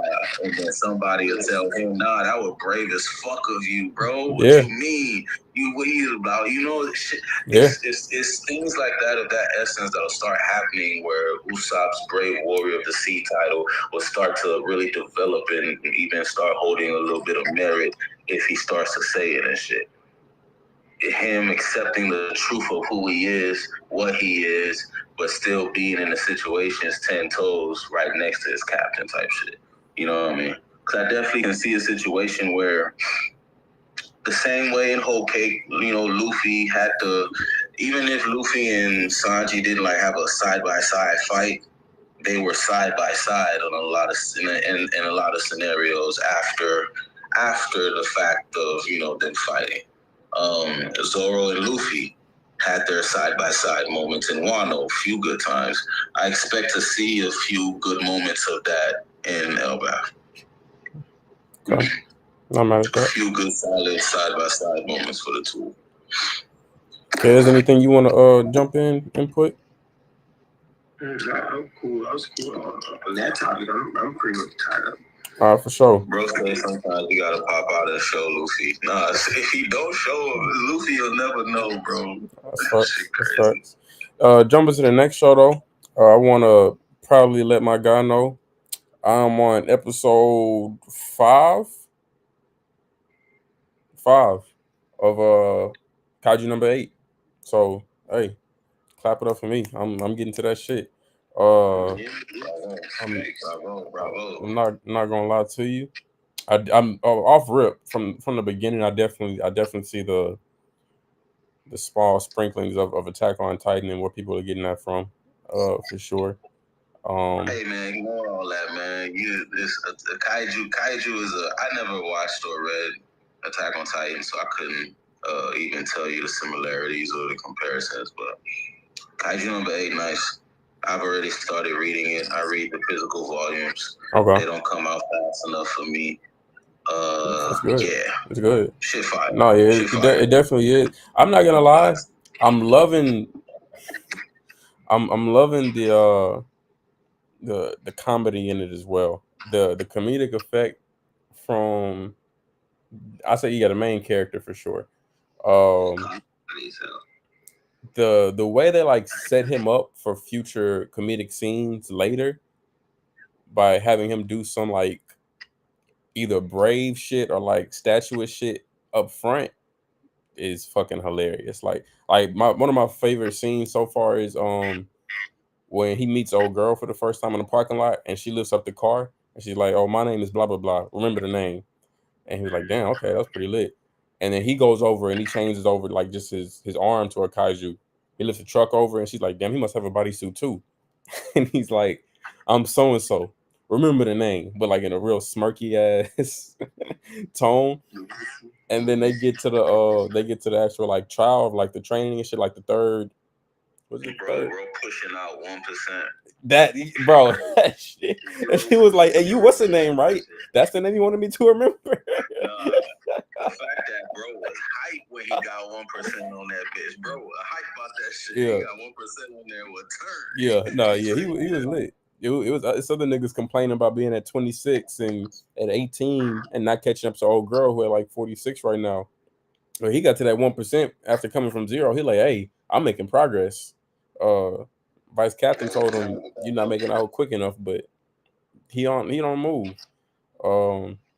Also, I don't know if y'all ever seen Bungo Stray Dogs, but I feel like that's the same voice actor that plays the Vice Captain that plays the Japanese detective on Bungo Stray Dogs as well. Okay, I thought so because when I heard him, I was like, "Bro, I know this nigga." For sure. Okay, I knew I wasn't tripping. I was like, "Bro, I know this nigga. I know him from something." You talking about the English dub? Yeah. I tried to find it in sub. It wasn't on the website I looked at. They only had the dub. And I'm gonna just go ahead and tell you now. You might want to start reading that bitch once you finna catch up, bro. Cause that nigga Hoshino, bro. That boy Hoshino, bro. Is that's the captain or the vice captain? The vice captain. Okay, yeah, I've been hearing a lot about him. Yeah. That nigga Hoshino, bro. Hey man, I can't even say too much, bro. But yeah, I do this. I heard you make a stiff entrance. I do this on Squad 1 command captain. The dude with the eyes. Yeah, it's all the same. Dude with the eyes. He different. Okay, I must not have met him yet. You talking about Squad 1's captain? What's his fucking name? Squad 1 captain. Narumi? Yeah, Narumi. That's my guy. Okay. When we get into season 2, it's lit. Narumi ain't bad, man. For sure. But yeah, that's dope you brought that up. That Kaiju number 8 fire. No, yeah, I'm loving it so far. And like I said, I'm trash with names. I wanted to tell you this. I do not agree with the big 3 of today, unless we're willing to say the big 3 of today just ain't shit in the overall spectrum. We just, what's the big 3 of today though? This is a fan speculated big 3. I looked it up. He's right. Twitter, Instagram, all that. I did my little research. But apparently it's JJK, Black Clover, and My Hero. Excuse me. That's insane. The fact that Demon Slayer wasn't mentioned. I thought Demon Slayer was one of them. Some people switch out Black Clover and Demon Slayer. It has to be. For me personally, it has to be Demon Slayer. But I think so as well. In another spectrum, I just didn't agree with it because for me, there shouldn't be another. We shouldn't even go off of a new big 3. We should give it like a new title, make it like a new top 5 or Fabulous 4 or some shit. We should do something else. I don't care especially because it's a lot more anime to choose from. That's fact. A lot more anime to pick from because I put Fire Force still in these setting conversations. Fire Force is good. Fire Force is fair to put in that conversation. I would have said shows like, oh my bad, you still in Thought Kizzy. Yeah, this last point. Me personally, the way I look at it, all of these shows, none of these shows have shown like real longevity as far as like the anime, yes, because it works better seasonally, but You want to talk longer chapters and how long the story goes on. We don't get what we really want. We don't get a story that we can really sit and last with, right? You know what I mean? We get a good, nice tale. That's why I put it. This is a nice little tale for the time. But we don't get, like, One Piece is still going. Bleach was like still this many chapters. Naruto was still this many chapters. They had Naruto, then they had Naruto Shippuden, now we're in Boruto, and then Boruto 2 Blue Vortex. I want to give hope and say we might see some spin-offs. Yeah, cool, but that's not said and done and certified. So I don't want to call them big three because the standard to live up to the actual big three, and Bleach is actually still supposed to be getting a spin-off. They actually have that whole the Burn the Witch shit that's supposed to still be considered in like interversal with the. It takes place in the verse. Exactly. I don't know what y'all talking about right now. Sure. The author for Bleach did another series called Burn the Witch, but it's still supposed to be in the same universe as the Shinigami from Bleach. It's the Soul Reapers from Bleach. Okay. So they have their own anime as well. They just got animated recently. It didn't really make no waves like that, but it definitely still. Yeah, like ain't nobody talking about that. It's like how to explain it. It's a one-shot volume. It's just like 5-6 chapters, thick ass chapters. Again, like he said, it's geared towards the MC is a female. The 2 MCs are females. You know what I'm saying? It's that type. It's a fun read for the most part, but it's not nothing like. You're not gonna read it and be inspired or read it and be on something. It's not like Soul Reader and Fire Force type of. And it concludes pretty decently. You're not gonna be like, oh, I need more of this. You're gonna be like, all right, this was good. This was enough. This was cool. And this is something that they are doing canon because they did the one shot already. Their Bleach is going to the Hellverse. That the movie that they did, they are starting to emphasize more on that because Ichigo's son is now. So we already know that more is coming from these series. We don't know nothing about that from a JJK, a Black Clover, a My Hero. Granted, My Hero could go and animate Vigilante and keep their longevity shooting up. For sure. Yeah, for real. They can do that Vigilante shit. They can animate Vigilante because Vigilante go crazy. It definitely got their moments. Vigilante definitely got its moments. Talking about in the manga, huh? As far as like, say again? You talking about the manga when Deku was on the Batman shit? No, Vigilante is a series from My Hero, but it's about the cat that lives in the neighborhood. Literally, it's Vigilante. It's not significant at all, but he has these. My Heroes really good at drawing out character moments. Like I feel like they can eat in an anime if they did that because they have enough to do at least 3 to 4 seasons or maybe 5 if I'm not mistaken. They could do a few seasons. Yeah, it's enough volumes of the Vigilante series. Ironically, it's a lot. I really think they're gonna animate it, but I'm gonna wait and see because they mentioned like Deku. They mentioned All Might. You see All Might. I think they're going to because the final movie is supposed to tie in the main character of the Vigilante series. Yeah, I saw that. That would be it. But touching on the topic of the new gen, I guess you would say. I think it's fair to up the numbers, so I guess you can say the not the big 3, but like, the big 4, I guess. Fantastic Four. They did a couple content creators back in the day. They did a Mount Rushmore, and Mount Rushmore is 4 people, I think. Yeah. So it was basically like a Mount Rushmore 4. That's what they were calling it. So I was cool with that. Yeah, I guess the Mount Rushmore 4 for the new generation. If you're gonna do that, I would say it's the 3 you mentioned. I would probably take out Black Clover. I'd put Demon Slayer. Me too. But so that still leaves 3. What 4th one would I really put on there? Because what I'm considering is when the anime drops, it has the younger anime community in the chokehold. Everyone's watching this shit when it drops. So that's why Demon Slayer went in there. I seen the hold My Hero had on the youth. That's why it's in there. And JJK, God have mercy, like, if niggas throw 2 punches that episode, they niggas is talking about that shit all week. You know what I'm saying? Yeah.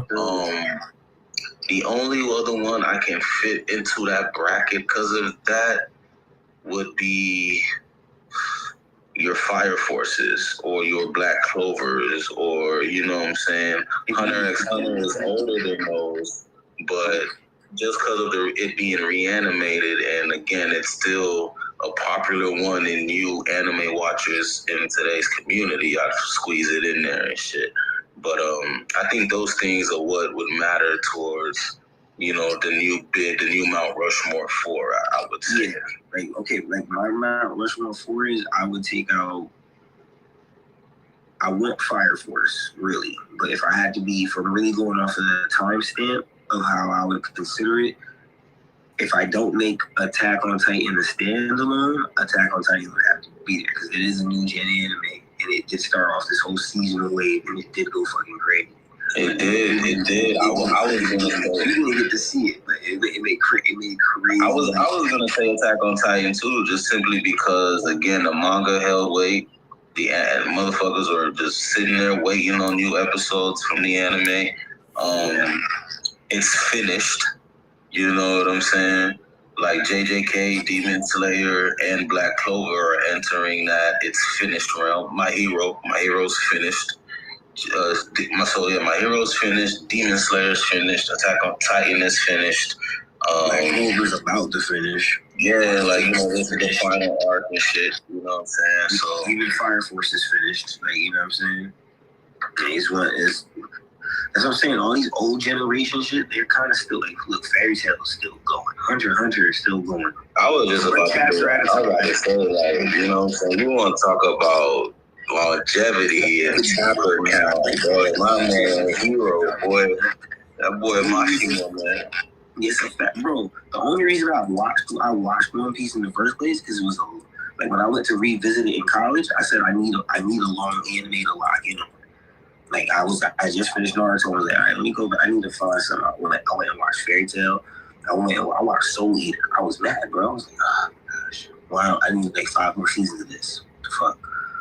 You know what I'm saying? Like that's how I felt about it. Certain anime I really wanted more seasons, like Drifters, Gangsta. Those are anime that had like a solid 12 episodes, one season, and then never came back. Like I was so High School is dead. Yeah, gangster pissed me off with that. You know what I'm saying? There's a bunch of stuff that was hot and dope. We never got the continuation of it because of things that happened. But I always wanted I watched Fairy Tail because it had mad episodes. One Piece, Naruto, Bleach. I like anime that got mad episodes. That's just the type of guy I am. Give me the story. I like a good story. I like anything that just has a lot of the good shit that I got into on the first episode, you know? Like, if I read the bio or something and it says, like, when I got back into anime, bro, Fairy Tail was like the first anime I got back into watching, me getting back into anime and shit. It's when it was still on Netflix. I saw that bio. It said something about wizards and dragons. I said, oh, bet. Say less. You know what I'm saying? Yeah. Had like 6 seasons on that bitch. I said, oh, you should be active. Gang of episodes. I say, shit. I saw AMV. That's what got me on the Fairy. I saw a Fairy Tail AMV. No, that's not what it was. I typed in long anime with 300 episodes more. Fairy Tail popped up.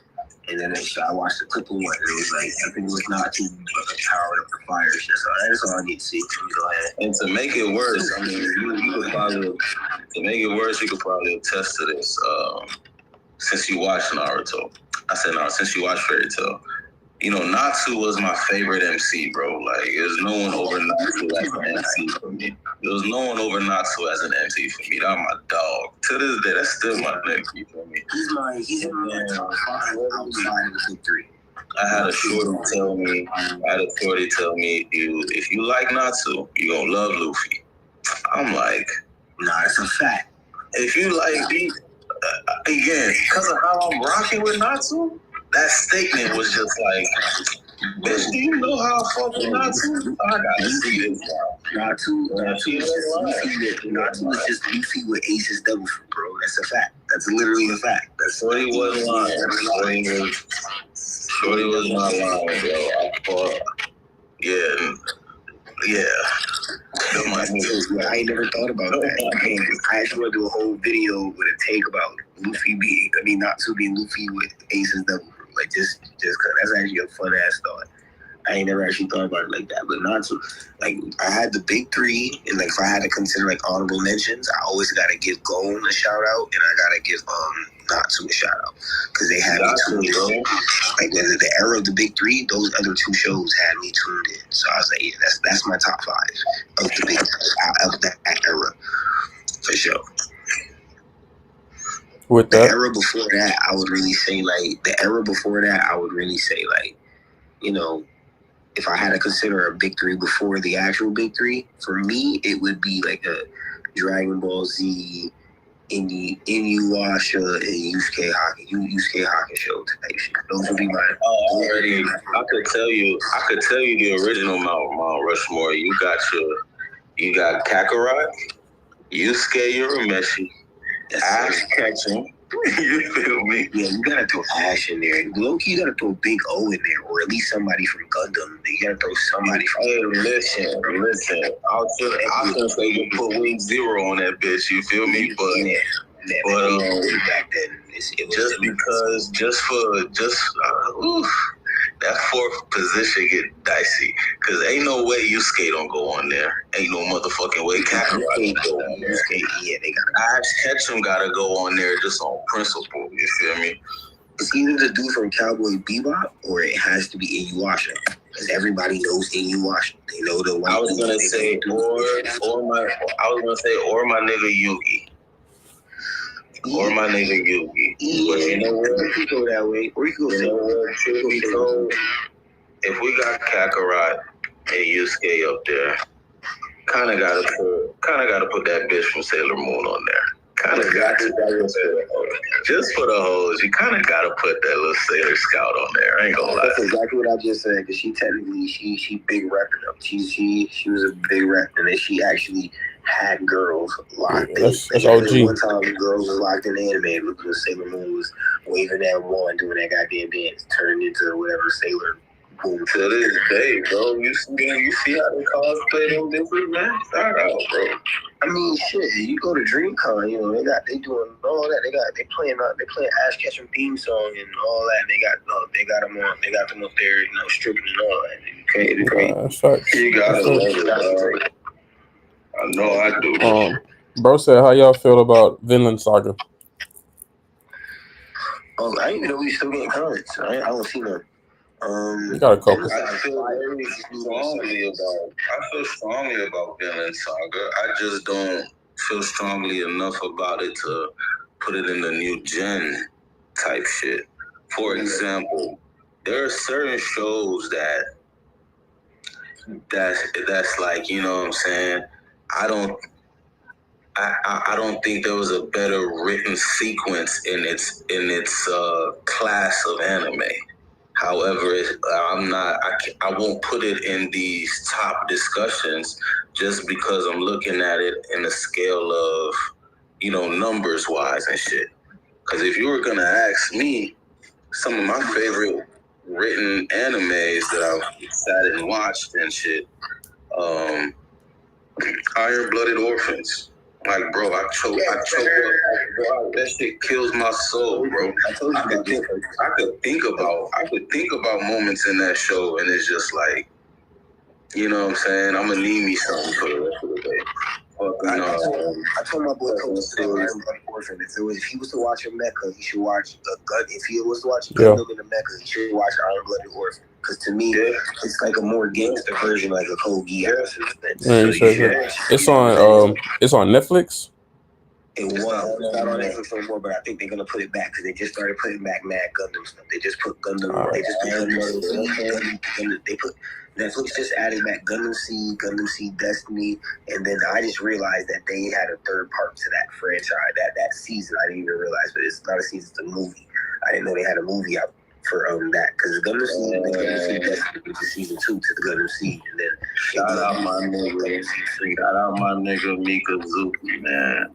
Shout out my nigga Young August, man. But like Iron-Blooded Orphans, great written, you know, anime. But I wasn't even as far as Gundams go, I'm not gonna put that on the Mount Rushmore. It's gonna be the Gundam Wing that goes on there, where Wing Zero and them at. You know what I'm saying? I love the anime Dororo. I don't know if any one of y'all seen Dororo, but bro, I feel like we're talking about the same with the swords. And fuck dude, yeah, that's my shit. That's my shit. Homie had to go fighting demons, get his body back and shit. Like, bro, Hard. that shit. Yeah, that's my shit. That shit was crazy when bro finally like said Shorty name after she died and shit, bro. Like that shit was just written differently, bro. You know what I'm saying? But I understand I can't put it in those segments of like Mount Rushmore and shit like that. You know what I'm saying? So I hold Vinland Saga to the same degree as far as it's a very great story. A story that's going, as an adult, it's going to sit with you, make you think about the shit the sequence, all that type of shit, you know what I'm saying? However, it don't got the longevity or consistency or, the hype around it to really just put it in that tier like that, you feel me? Okay. I'm not mad at that. Is it better? Like, it's better written than Demon Slayer? For sure. You know what I'm saying? Good question. It just don't got the hold on the youth the way Demon Slayer does, because it's not as pretty and flashy and shit like that. You know what I'm saying? Oh, that's facts. For this last segment, we haven't done this in a while. We haven't done this in like maybe a week or so. Honestly, maybe it's been 2 weeks. But usually we'll take some time out of our day to not only lift up anime, but we also like to shit on anime as well. The ones that deserve it. So I'd like to take this time to shit on some anime. Is it any anime you want to shit on before I start? No. I try not to do that. You know what I'm saying? I'm not going. I ain't even watch Boruto, but I know there's bad shit about it. I'll take it from you. I'm not with this whole. Every time I say Kaiju number 8 and Solo Leveling top 2, somebody tell me go watch Frieren. Shut that shit up. Go watch what? Right now. Go watch what? They tell me to go watch Frieren. Like they gotta, I don't know what that is. We gotta dead that.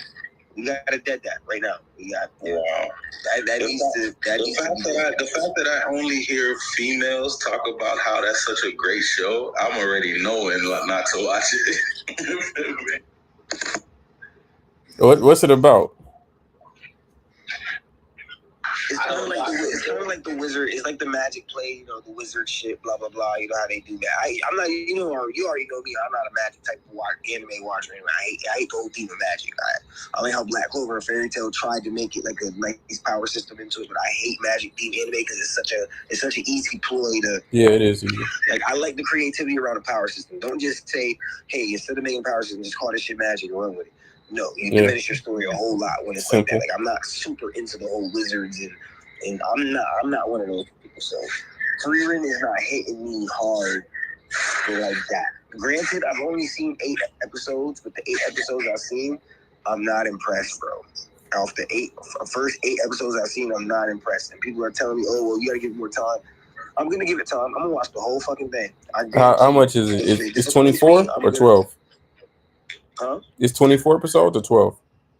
It's 28 episodes. So people are telling me that. So if I watch all 28 and I'm still not feeling it, I'm not gonna be biased. If an episode around episode 15 it heat up, I'm gonna let you know shit change. Okay. Temperature change.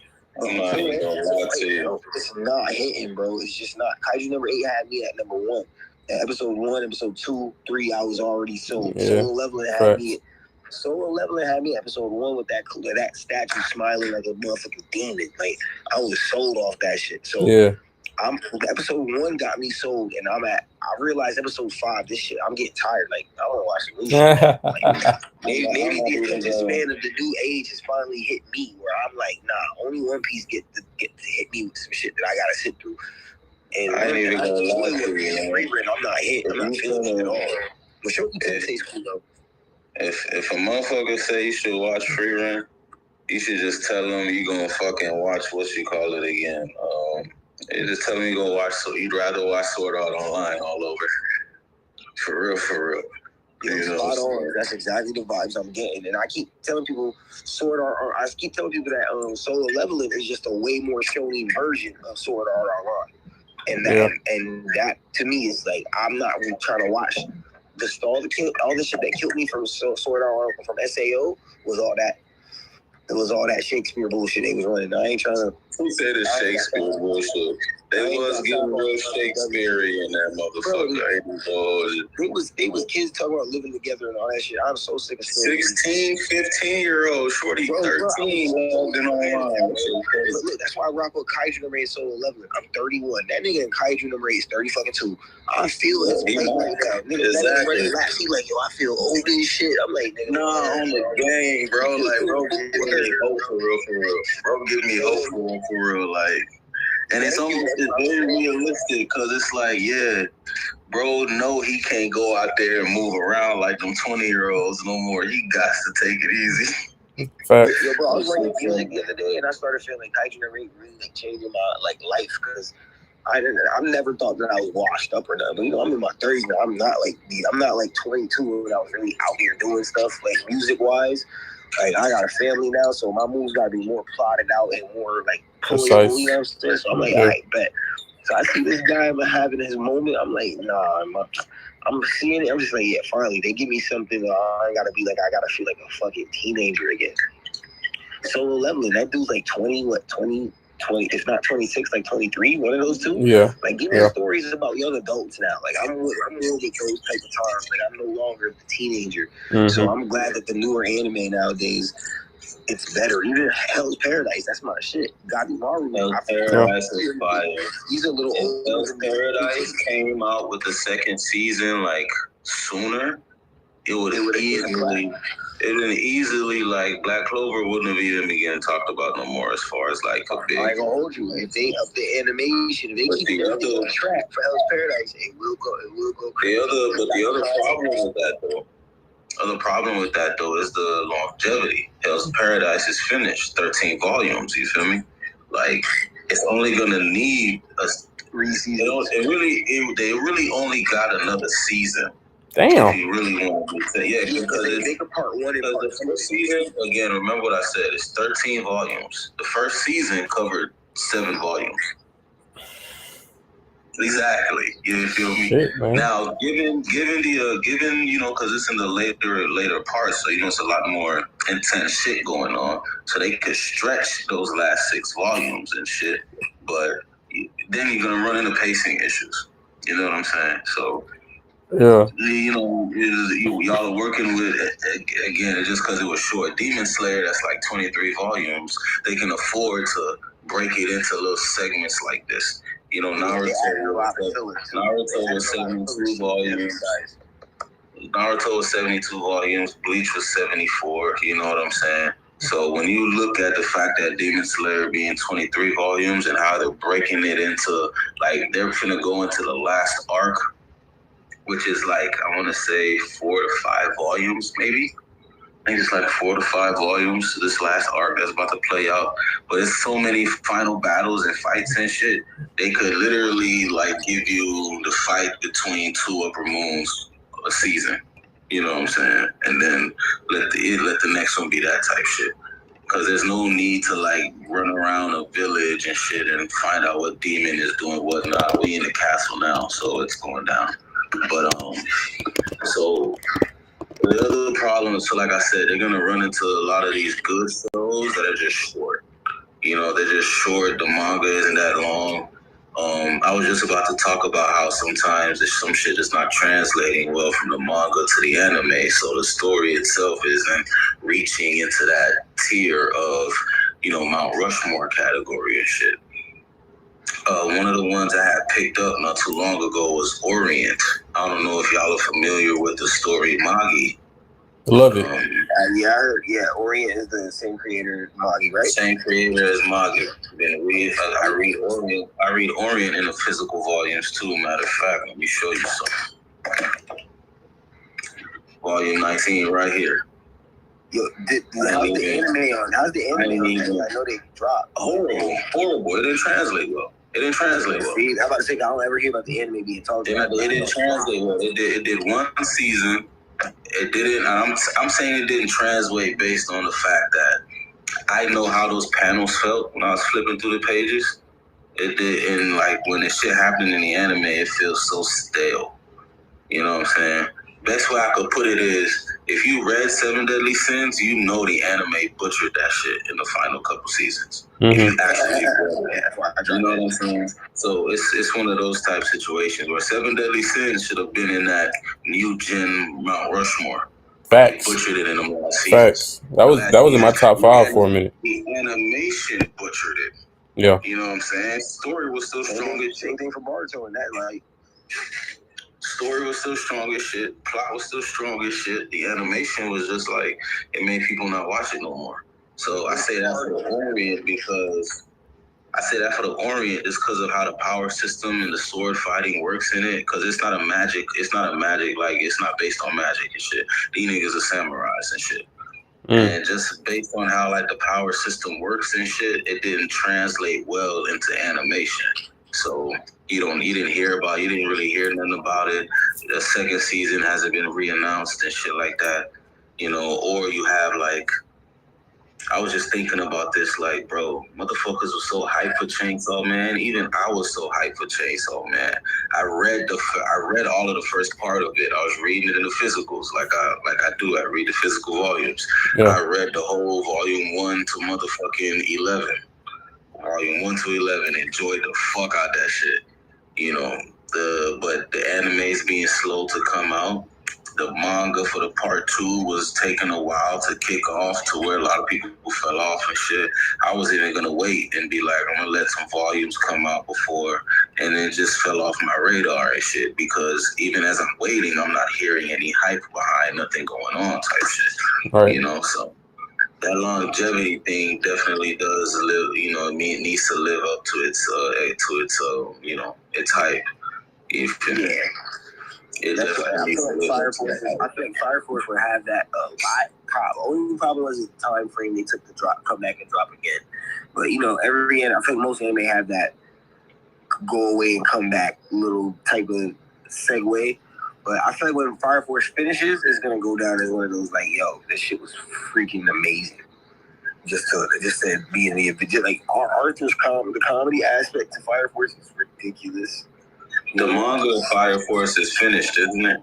Yeah, it's finished as well. That's what we was talking about. The other ones like Demon Slayer and Hell's Paradise and a lot of these anime they're finished up. Black Clover's in its final saga. It's ending up, and then you got what's it called? JJK on the same wave. But another point I like that you emphasized on is how the bad animation translates, because that's the same thing. Bartolo's manga was always top 3 on every website when the chapters were dropping. The anime that didn't translate well. It translated when they were dropping the canon shit. Everybody was tuned in. Oh, we just met Kawaki's introduction. Fire. This happened. Oh, that happened. Fire. Yo, Ishiki pulled up. He busting Naruto and Sasuke ass together. Fire. Like, everybody was tuned in on the canon core shit. But when they threw in the filler, people tuned out heavily because it was like, yo, what the fuck? So it kind of drove it off, like to the point where now they're even announcing, yo, we're gonna remake this whole shit and then adding 2 Blue Vortex content as well. So it's like, all right, now we really getting to Boruto. You know what I'm saying? So that's really, but they butchered it because the bad anime translation. Otherwise, Boruto would be still in the new gen conversation as well. I agree with that. For character development, on best MC, all that. Like Boruto has a lot going for him, even in the series as a kid. He goes through a lot of his development very, very well. He's very well. I think he's a very well written character. Even now, 2 Blue Vortex, like he's on point as fuck. Power skill wise and like just character wise, where he should be. But the anime butchered it, so we don't get what we supposed to really get from Boruto. You know. Last comment. Somebody said, "What am I watching Fair and Afraid for to match my period with the homegirls?" Oh, question mark. Wait, say it again. They said, "Why?" Them basically saying, "Why would I watch Frieren? That anime y'all was talking about?" It said, "What am I watching that for? To match my period with the homegirls?" Listen, man. I was just told this shit supposed to be so I try to tune in. You know what I mean? Hey, I do got a question for you though, because I know you don't like magic too much in animes. Do you did you have an issue with how magic was introduced in that time I got reincarnated by a slime? I don't watch exactly. I don't want to see. I don't Okay. even really watch that. You don't watch a lot of isekais, or just you don't watch those? Some of it if it really hit me, but it gotta hit me. But I haven't watched. I ain't gonna lie. I put that in my bio recently. Like it says shonen enthusiast. Like I really be on a shonen like that for real. Yeah, Okay. Isekai is cool, but you gotta show me Isekai that's like that. You know what I'm saying? Okay. I think I haven't seen just them all, but I think slime is like that. My bad. I think the only animes that I don't enjoy are your like Attack on Titan. I didn't get into because after watching the first episode, it's just something about giants eating small people that I just like. I'm not finna watch a whole season of this. Like for what? I'm good. That was my aspect. I just go watch Gundam and watch these niggas die in these mecha suits and shit. What's it called? Fucking, don't brain fart on me now. Damn, I had the thought on the tip of my head. Fucking hell. Oh shit. Go ahead, bro. My fault. I just lost my thought talking about fucking Attack on Titan. Oh yeah, no, I was saying animes that I don't really like get like it. So you know the ones where like Solo Leveling. But it's like, it's more so, it's isekai, but it's like a game, I guess, you know what I'm saying? So I'm saying that to say game. The ones like Overlord or Sword Art Online, where it's not as plot driven and drama driven. It's really just more about just funny OP ass shit going on, happening around and shit. Those animes just kind of get hard for me to get into, like especially the isekais and shit. You know what I'm saying? Do you watch with Shield Hero? Right now. Not a fan of Shield Hero. You fuck with Shield Hero? I did at first, but then it's a personal thing. I enjoy it because I know it's a good story. I don't watch it anymore because I was watching it with my ex at the time. But it's a good story though, for sure. And that's probably one I can get behind. But like your typical got reincarnated or fucking, this motherfucker is just he pushes a pen at work, but when he goes home and logs in, he's this goddamn, you know what I'm saying? Like, yeah. Come on now, you're killing me right here. Like I literally stopped watching. What was one that was popping off at the time? Shangri-La. I stopped watching Shangri-La because it was too kiddie. Like I was, Solo Leveling was coming out at the time, and I would rather watch Solo Leveling than Shangri-La. Okay. Yeah. I'm not mad at that. I haven't seen Shangri-La, but that does sound familiar. And even with shows like Solo Leveling, right? I had the opportunity to read Solo Leveling when it was coming out, but I preferred God of High School, which I'm still reading right now. That's still coming out? No, it's finished. It's finished. I'm just reading it. Gotcha. Cause it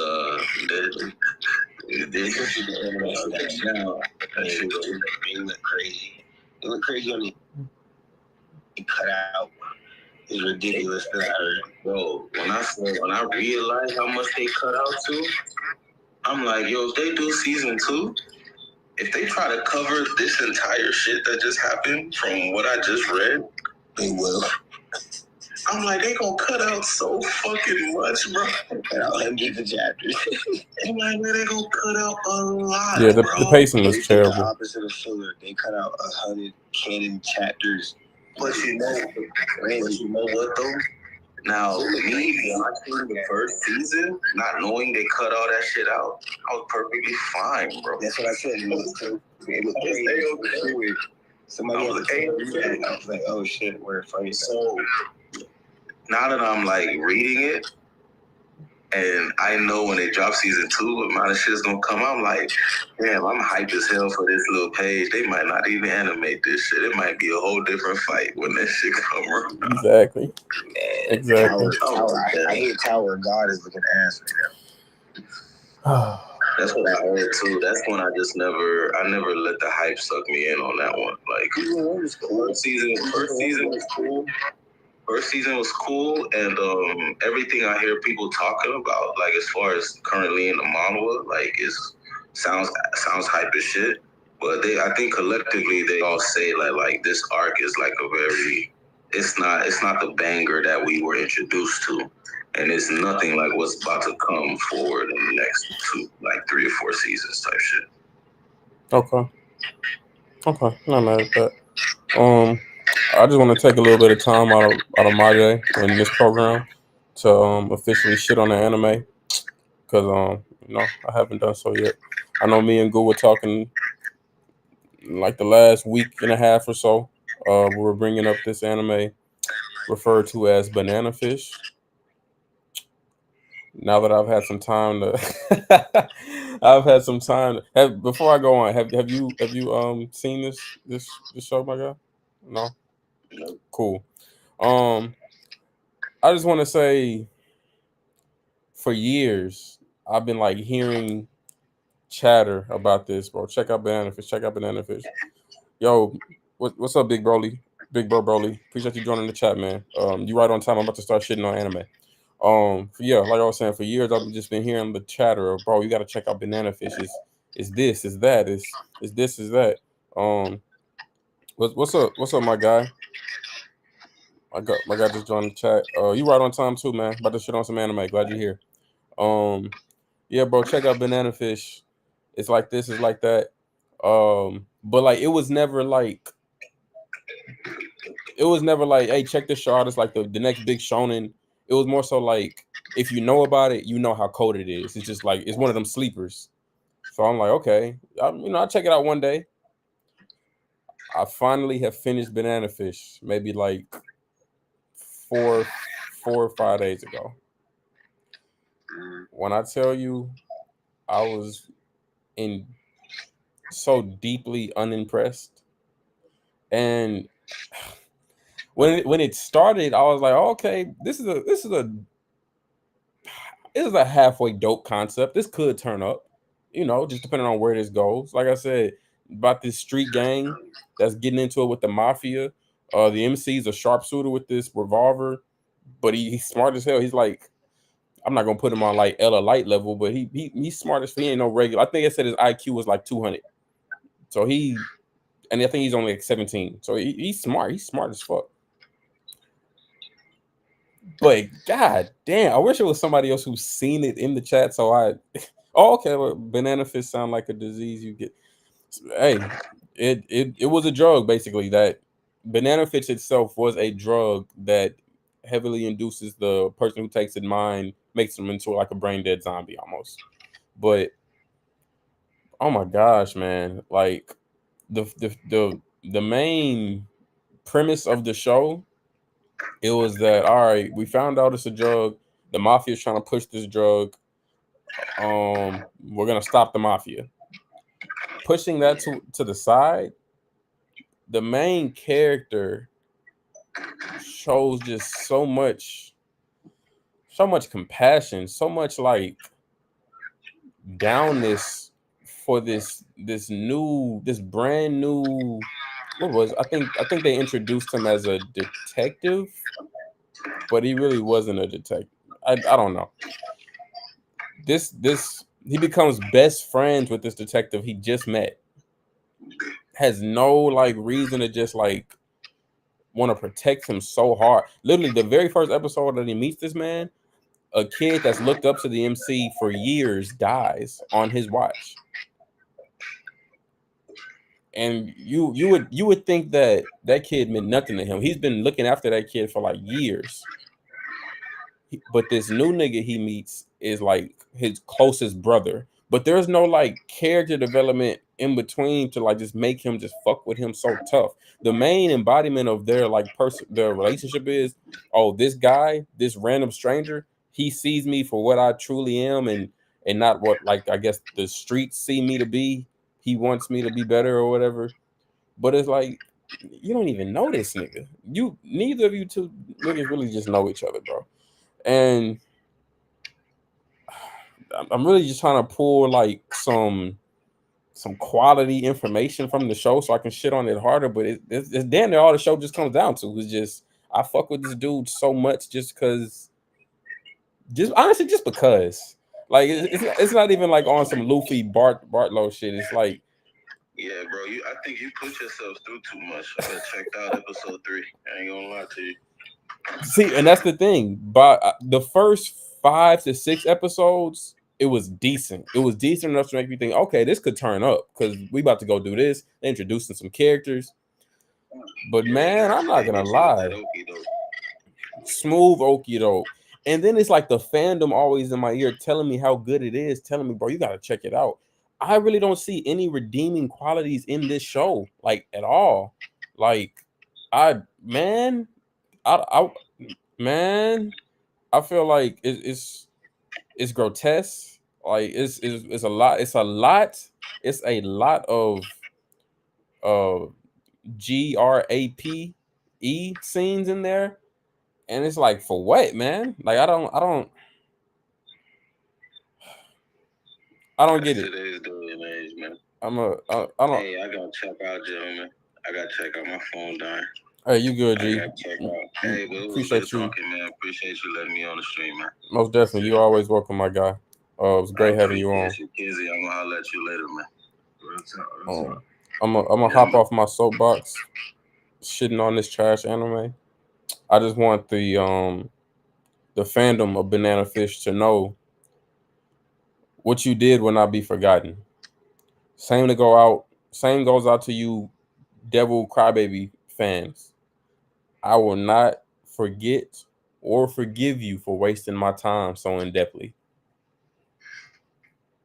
And I mean that. I stand on that, in fact. Truly a waste of time. As you should. Just had to get that off my chest. Shit was crazy, man. I ain't gonna say I tried to tell you. you had Jordan Marks at the beginning. I tried to hold it out. Banana Fish. I said, what? Wait, what? You know that, fuck, what's the name of that show? What's the name of that cooking show everybody fuck with? What was you talking about? The Kung Fu War shit. Food, yeah. So just how like they have a fandom that just talk like so like highly on the show, that's how Banana Fish's fandom was like, bro, you just gotta check it out. And if you know, you know. If you seen it, you seen it. It's like, damn, okay, well shit. Maybe I'm out the loop. Randomly just seen it on Amazon Prime one day. I was like, okay, fuck it. Let me check it out. It seemed like a quick short watch. I'll say this. There's always those anime that people watch that they probably don't like. Me, I've seen a bunch of anime that I know a lot of people don't. Right. You know, Drifters, My Hime. I met somebody on Threads that watched Black Cat. He was like, yo, you seen Black Cat? It was like, yeah, I seen Black Cat. It's crazy. Like, people don't know about the Burst Angel, you know what I'm saying? Guso Rankin. There's plenty of anime that go down the line. Yeah. You know what I'm saying? But yeah, that whole night it, Matt. That whole night it. Yeah, see, you know what I mean? I do want to check out this one show they got called Lupin the Third, because apparently there's like the OG one. That's the OG show. I don't know. I want to see all of it because apparently there's like hundreds of episodes. And I was just talking about Friday that anime that got mad episodes. So I want to get on that. I want to lock back in Hajime no Ippo because that used to be an inspiring anime for me. So I'm going to get back on it. What's good, Matt? Yeah. What's good, y'all? Bro, have you seen Banana Fish? Bro, I ain't seen that hoe, but I heard you talk about it, bro. And like, that don't even sound like something I even want to watch, bro. You know what I mean? Especially once you brought up the whole grape stuff, like nobody wants to see that, bro. And it's all male on male grape, like only. Bro, I'm like, why is this in here so much? Like, what's going on? And it's like, at first they were like, okay, you know, this is just his backstory. He was just brought up in his life like he, you know, like feel bad for him because this is like his childhood, and it's like, okay, well that's his backstory. Damn, that's sad. That's fucked up. But then it's like, damn, nigga, why is it still happening? Like he's 17 now. But like, keep in mind, he's like the biggest, like, nigga. He the big dog of the show. Like, he runs the city. He runs New York. But like, they got this whole like, where is it? I think it's Korea where they got like a lot of like girl boys or whatever the term is called. Taiwan. Lady. It's like that type of like trafficking almost, but like we only doing it to him. And it's like, well, damn, why are all the? It's like the culture, that Taiwan culture, is like just spread it through New York, but it's only happening to him. And I'm like, damn, what the fuck is going on? Why are we? Why is this? It's only 24 episodes in this show, but that's too long, man. Bro, That's too long for all that. Bro, it's 24 episodes, but that shit happened to him at least like 5 times minimum, like 5 to 7. And I'm like, damn, why is this shit still happening? Like, what's the purpose? And that's, man, yeah, I ain't even, yeah. You what Buddy said before he got up? Yeah, you put yourself in torture watching that bitch. You was trying to appease some people just to be like, I'm gonna hear y'all out. And sometimes, bro, you just need a little listen. Yeah. You don't need to really hear these niggas. Yeah. You know what I mean? You just need a little listen. Facts. I be trying to be unbiased. I be trying to give people like the full. Hey. That's on me. Sometimes you don't even need to do all that. You know, it ain't for you to be like, hey, bro. Hey, I tried. I gave it an honest effort. And honest effort is 5 episodes, in my opinion. If your shit can't grab me in 5 episodes, or like keep me there, or I can fuck with it in 5, I'm out of there. I just started watching Blue Eye Samurai. Now that whole cold. Mm-hmm. That whole nice one. I ain't finished it, but that whole started off live. Yeah. Nah, I didn't finish it either. I'm about to watch like the last 2 episodes, but I fuck with at first I didn't fuck with the art style. Okay. You know? It's but different. Then it grew on me. Then I was just like, okay, I you know, but they got me. And they only got like 8 episodes. You know what I mean? But it's like it's 45 minutes each though. Yeah. You know, but it's like, yeah, Banana, I don't even see myself watching that. I was trying to think of something I watched and put down immediately, but shit, I was free for me as of right now. I had to work up some courage to revisit Freerun. It didn't grab me at all. You said what? You revisit what? Freerun. It hasn't grabbed me at all. Oh damn! I ain't even heard of that. Well, that's good then, maybe. You know. From watching Rob from Showdown, so I heard other people actually say it in chats. Like every time I brought up Solo Leveling and Kaiju number 8 is top 2, somebody was like, "Nah, this gotta be the conversation. Why? You know, I haven't seen the reason for it. You know how like some, I don't even want to say anime fan, I'll say some Naruto viewers or some Naruto watchers will like try to force this like relationship with Naruto and Sasuke like more in depthly than what it really is in the show. I know what you mean. Okay, boom. That relationship is what I felt like what Banana Fish really was with the MC and the new friend he made. Cause it was like, bro, why do you just fuck with this nigga so much? Like, what is he done to just earn your loyalty to where you would just die for this nigga like that? Like, why do you fuck with him so much harder than you fuck with your homeboys that you known for years? What's going on? It was like what's happening? What's the show about? What are we doing? They had that. They got some of that in Bungo Stray Dogs too. With who? Well, which characters? I can't remember, but it's in season 1, season 2. They got it. It's still rare, but they got it. No, because I fuck with Bungo Stray. I can't remember. Oh, the dude that uses the gravity power and the dude that nullifies everything. Those 2 characters. Who nullifies everything? Is it the dude with the bandages? Yeah, let's say him. Okay. And the gravity dude that worked for that one agency. Okay. He's like a monster though. He's strong. Yeah, no, yeah, he a dog. He got that great shit between them. It's weird. Okay. Well, imagine that, but And the times Twitter 10. fandom don't help, so you know. Yeah, banana fish. That left a bad taste in my mouth. They lost me, and I'll never listen to their fandom again. Honestly, I really want to debate with one of them. I don't even know if debate is the right word. You put yourself too much. I just want to have a discussion. I want to just know, like, what are the redeeming qualities of the show that have you so much emphatically telling other people to watch this? Shit, it's probably the things you don't like. Like, oh, you know. Maybe, man. You looking for the wrong debates. Yo, man, they gonna be like, everything you don't like, shit, I love it. They go, okay, well, there's an audience for, you know, maybe damn near everything, I guess. Maybe. All right, yeah. We need to be debating why Garland is like top Corsair or something. You need to debate. Hey, bro, it's that ore, bro. That's all it is. Straight ore. I don't even need to see him squabble, bro. I don't even need to see him squabble. I know he got them homes. Oh, you seen how you walked in that room? Oh yeah, he was ready to squabble any one of them that's had something to say about what his new position. Thanks. He said, "Hey, this the plan. This was going down from now on." The plan. Hey, but Big Dog said this what it is. So you know. And I stand on it. This is what it was for me is when he took off his shades to say what he had to say.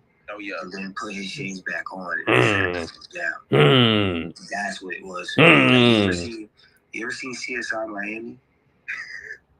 You know the cop dude. He said he was like he looked at me. He said you gotta say that he put the music. He put the shades on. Then the thing started. Yeah. That's business. That's business. Nah, yeah, that was hard. Oh, hey, One Piece come out tomorrow, right? Or we on break? Nah, the chapter's coming tomorrow. Turn that shit up. Fuck yeah. That's what I like to hear. I'm on spoilers, so I'm just gonna keep my mouth shut till the chapter. I'm already knowing. I seen some on Twitter. I scrolled past it quick, but I seen something about Luffy getting a big ass axe. I don't know. You want me to confirm? I'll leave it up to Matt if he want that confirmed or not. Because shit, kid, confirm it. Yeah, they're just in Elbaf attire. Yeah, that's what we got an axe. We don't know if there's anything special about it. Bro. Last time Luffy had a weapon, he was punching niggas with the weapon in his hand. Facts. So at this point, we know. Like this nigga had a legendary sword in his hand. Zoro's like, "Yo, crazy. Hey, watch out what you doing." He like, "Nah, bro, I still got the left right on these niggas." Yeah. Still got the left right, bro. Sword in his hand. That's just crazy. Hey, nah, that was one of the funniest shit I've seen, bro. Watching that up. But even in the manga, it was funny, and then when they did it in the anime, I was dying at that up. Yeah, that shit was funny as fuck. That shit was funny. Oh man. All right, bro. Well, Kiz, you got any closing remarks? Anything you're looking forward to? Or any well, you already read the spoilers for the chapter, so you got a good idea on what's gonna happen. Yeah. If you want me to talk about, okay, I'll get two types of closing remarks. So closing remarks 1, I'll go anime all around. I say, I'm looking to get into something new. I want to rewatch Chainsaw Man because I didn't really give it a shot. I watched it all, but it was kind of like in parts, of course. I want to watch the whole thing. And then I dropped it. That's what I'm saying. I dropped it, then I revisited it, but I wasn't. I want to watch the whole thing straight through properly. Okay. Because when I revisited it, I didn't start back from episode 1. I went right back where I was, and I kind of forgot some. Anyways, and I'm not reading it currently, so I want to go and rewatch some of that. And then on a new anime, I'm waiting to skip it first, something good, but October's supposed to be like the month of heaven for anime, supposedly. But I've seen some of the drops, and ain't nothing really looking interesting to me like that. Except for ain't Solo Leveling 2 coming up next month? Solo Leveling, Bleach, Dandadan. The Dandadan thing I want to see. That look hard. Solo Leveling, they said it actually got pushed back to January. I heard. So that's crazy. Yeah, I don't know. I don't know if that's confirmed. That's just what I've been seeing. I did. That's crazy if it is. What's it called? I wouldn't be mad at it because I wouldn't either. I got it. It's a lot of shit coming out in October, so I won't trip. It'll last me. It'll last me till January. Business wise, it really makes sense for them because they dropped season 1 this year as well. Yeah, already. I feel like October was super quick for them. Yeah, because they dropped season 1 in January, so if they drop season 2 in January, they don't. That makes sense. Okay, I'm with it. Yeah, that's why I said, I'm with it. But yeah, there's I don't know. I'm looking to watch something new, something dope. I'm actually about to. I want to read something dope. I might actually go read something. I'm thinking about it. Is something dope to keep me entertained right now. Is Ninja Kamui coming back with a season 2? Oh man.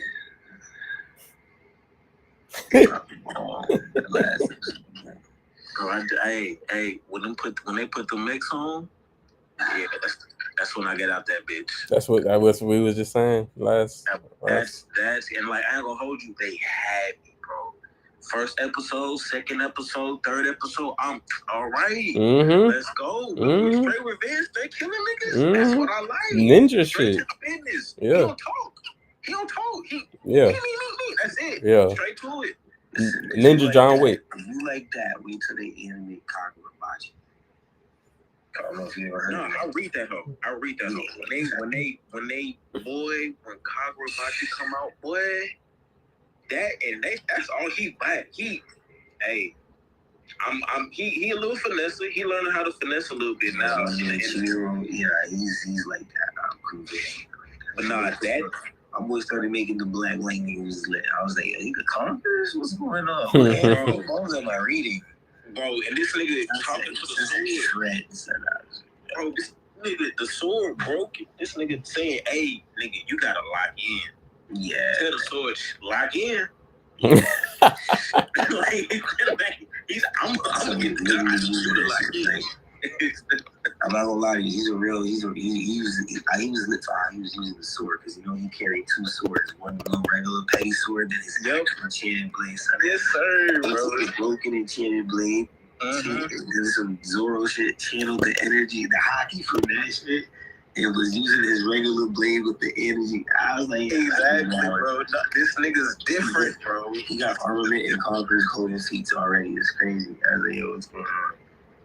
But yeah, that's one of the ones. There's this element I'm on called Astro. That shit is one of the ones too. Yeah, Astro Royale or something like that. Yeah, same person that wrote Tokyo Revengers, but now basically made a real shonen now. Mm. We was technically Isekai. Tokyo Revengers is technically Isekai. Okay. Oh yeah. I remember we talked about that last time. Oh yeah. I dropped that hoe and y'all praised it. So it was me. Just go back and read it. Okay. I'm gonna read that bitch. I'm gonna read that. It's heating up. I don't want to spoil you. I do want to talk about it. I don't want to spoil you. Hey, hold on. I'm gonna catch up. Like probably about like 2 days. All right. Speaking of shit that you dropped, what's up? Where you at in Bleach? What's going on? I picked that up. Oh, you bugging. I told you right there. You right next to the shit we was talking about, bro. You right there. Bro. I'm gonna have to probably like do a little something, bro. Oh, that shit turned up. Remember, bro. I gotta probably like rewatch or like watch something to catch me up on what happened with the rescue arc leading into everything, because like I just remember niggas swabbing. Yeah. And like I don't even remember how we won. I don't even think we won like after that hoe, bro. The retrieval arc. Well, because buddy ain't Aizen still pull up and like do something, bro. I don't even remember. I just know Aizen pulled up. Yeah, we did it when we got Rukia back. We retrieved Rukia, so we took that. That's it. That's all we did was save Shorty, but he still wasn't even a dub. I just went to verse. So, verse, he just got away. Chat says Naruto or Bleach. I feel like I know y'all answers. Wait, in power scaling debate or like? I feel like he's just talking about like better show. Oh, yeah, Naruto's better than Bleach. Bleach is still dope. I agree, but I've said this caveat before. if Bleach had as many episodes as Naruto, I'm not gonna lie, I think I would take Bleach. Nah, not me, because the Bleach don't have too many. Bleach don't have a lot of like actual core character moments for like how the story's not as deep. Like Ichigo is already Ichigo's not flawed or dealing with shit like Naruto and Luffy dealing with shit. Shit, If he is, he's not. It's not emphasized the same way It's not. their types are. So like, Ichigo's kind of already cool. He's just saving everybody around him. He's already that guy. He's like Urameshi. He's like Yusuke Urameshi, but with Exactly. Chat just said, bro said Bleach has the cool factor. Naruto pulls out nostalgia and emotional strings. Bleach definitely had the cool factor. I think that nigga Ichigo just cool as fuck. Chess, no, you Daniel. Gooba. Shout out to Gooba. It sounded like a. Yeah. I know who I see. I know who he Nah, for sure. Ichigo, man, and then that music, man, yeah, Bleach is just cool as fuck. Bleach is cool. Bleach is cool than a bitch. But like he said, there was so many like moments where like other characters got to shine, and they that's why I thought Neji was one of the hardest niggas out, bro. Originally, yeah, he was at first. He beat after going against the Spider nigga, he didn't really beat that nigga. You know what I mean? He hit him with some shit at the end to kind of. It wasn't like an old last blow type of shit. It was I'm smarter. You know what I mean? Not smarter, but like at the end of the day, something happened where I was able to get you. You still had the what was it? Because he shot the golden shit through him, and he just put his chakra through the web and got that nigga. Mm-hmm. But it was like moments like that. Choji's moment, bro. That's what made me really fuck with Choji. Seeing him go through all of that, you know what I mean? And of course, it was how they told the story, the flashbacks. Sometimes I complain about them in Naruto, but when they do it right, they do it right. And in the moments for Choji, that moment I was like, okay, I see how y'all connected it. You know what I mean? He's already don't feel like he that nigga, but he, you know, his dad telling him, hey, come on, son. You know what I mean? Like you want us, you know? So it's like, it's a lot of character development from other characters that you just can just be like, now I know you. You know what I mean? Bleach, shit. Yeah. And I get that far into it, but I'm saying, like, I'm fucking with Naruto and how they even told their story from the beginning of that whole too. Yeah. Like even Haku. For sure. This last thing, man. I won't dispute that. You know what? I might, if I do this, it'll open the can of worms. I'll say it for next time. What's it in regards to? Naruto and the bullshit with Jiraiya and how he died. Oh, okay. Oh yeah. Why is sorry. Naruto will never. I get it for character development. I get it so he has a reason to connect to Sasuke. One Piece over Naruto. Debate your mom. Don't debate me. Not mad at that either. I love both of them. I'm sorry. I don't know if I could put one over the other. I can. And I also have One Piece over Naruto. But I got Naruto number 2, so you know, hey, here's what it is. I love both of them. I had Naruto not even in my top 5 anime of all time. Sorry. That's understood. Yeah. Sorry. You watch, but you watch a lot of anime, so I can see why you say that. Naruto's in my top 10. No, that's a good spot. Yeah. Good spot. Definitely well deserved. For me, for the whole Naruto and One Piece thing, I gotta think about it. I can't just say right now. That's something I gotta really think about because both of them are like I really literally grew up with One Piece. Like when that whole dropped on 4Kids, I was a kid, and now I'm 27, still watching this whole. That holds a different place in my heart. Naruto was, again, I grew up with that hoe. Yeah. Had the kid too, but you know, we ended, and I can reminisce on the story so many times. Mm-hmm. But with One Piece, it's like that hoe was still going, still growing, and I'm finding new ways to love it. So it's like, when it's all said and done, I'll be able to compare them. But right now, I can't put one over the other. It's in my top. It's in my top 5 manga of all time. Like, And if I consider Naruto, Boruto, like if I consider the whole franchise, it's in my top. But anime wise, it's not. I feel that.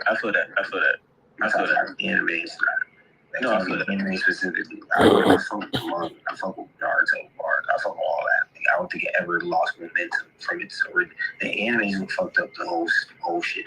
The series never lost momentum from Naruto to Naruto Shippuden to Boruto 2 Blue Vortex. It's always been top 3 all manga sites. It's never lost its momentum. So I think that's very fucking impressive, especially keeping it with One Piece. That is very impressive. Yeah. Chat says Bleach gives other characters time to shine too. I agree with that, but I definitely don't think it's as in depth. Like I fuck with my nigga Chad. We gave Chad some dubs. Chad came up a little bit, but Chad's still not on the level of other people. But I'm not necessarily mad at that because personally, I don't think Chad should be on the level of these other niggas. So I think he should be. You think he should be with the Soul Reapers and Quincy's? Yeah, he should be.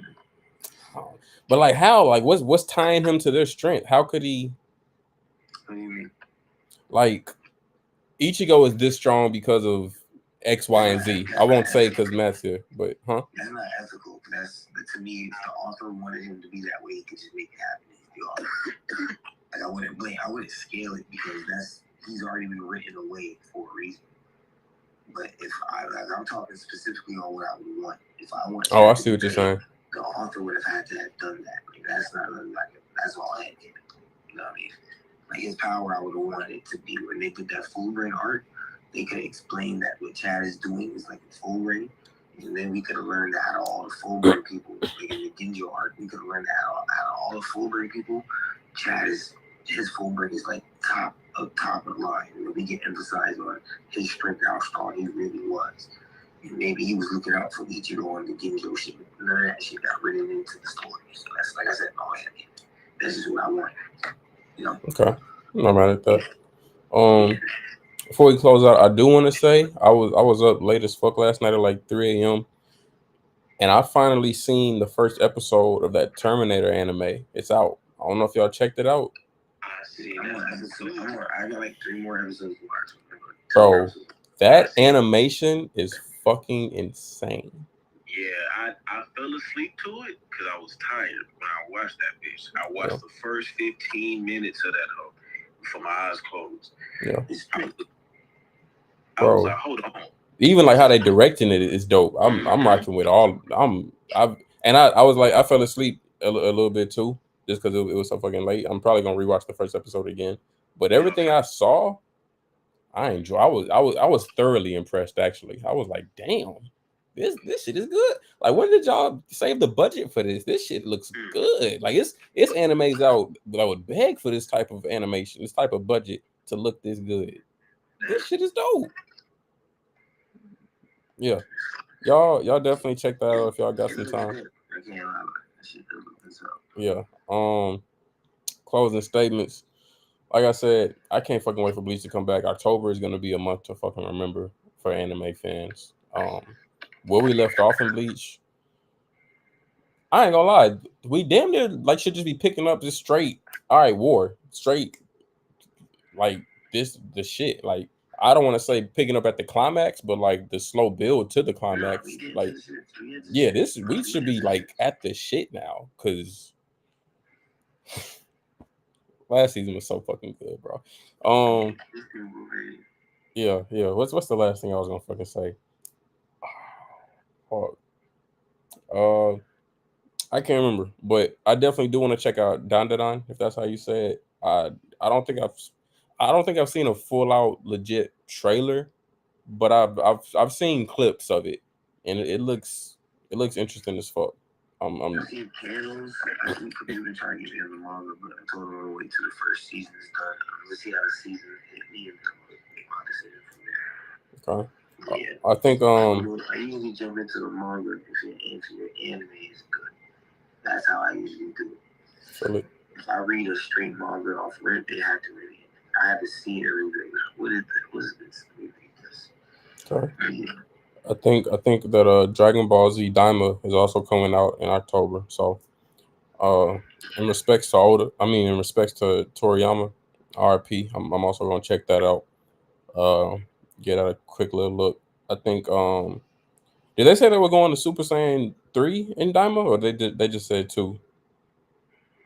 I don't know. I feel like I thought it was just one, but I've already heard rumors of other shits. I don't know, I could be tripping. You want one of they for sure going Super Saiyan though. So I'm gonna check it out. I think Jermaine had told us that it was just Super Saiyan. Okay. Shout out to Jermaine. Yeah, shout out to bro. But yeah, man. Hey, Matt, glad you could join us, bro. In case you didn't know, we shifting our general anime topic conversation to Wednesdays now. Still keeping days reserved on Sunday for strictly One Piece though. So you're always welcome to join. If anime on Sundays, I want to switch to Twitch. I'll probably do one more week of Instagram Live, and then I want to get on the Twitch, do the StreamYard shit, all that other shit. That's cool. I got a whole streamer set up, so I'll be able to. Yes, sir. Okay, bet. Yeah, I wanna be on Twitch and TikTok. Really, I wanna get that shit going. Oh yeah, TikTok, we could probably go crazy on that hoe. We gotta get a certain amount of followers for that thing. That's 1,000 followers. I was telling you that. 1,000 followers before they give you real live access. Literally. Yeah. I got like 22 or 2,300, but I ain't never just really fucked with TikTok like that. So now I'm trying to take advantage of it. And that's good because I don't have that much followers. So yeah, that's cool. We gonna get all our shit up. We all gonna eat together, get this shit out. But yeah, hey, I appreciate y'all for joining us. If y'all got any questions, comments, or concerns, please reach back to us on Wednesdays and Sundays for more anime content. Till next time, peace. We just venting. Yes, sir.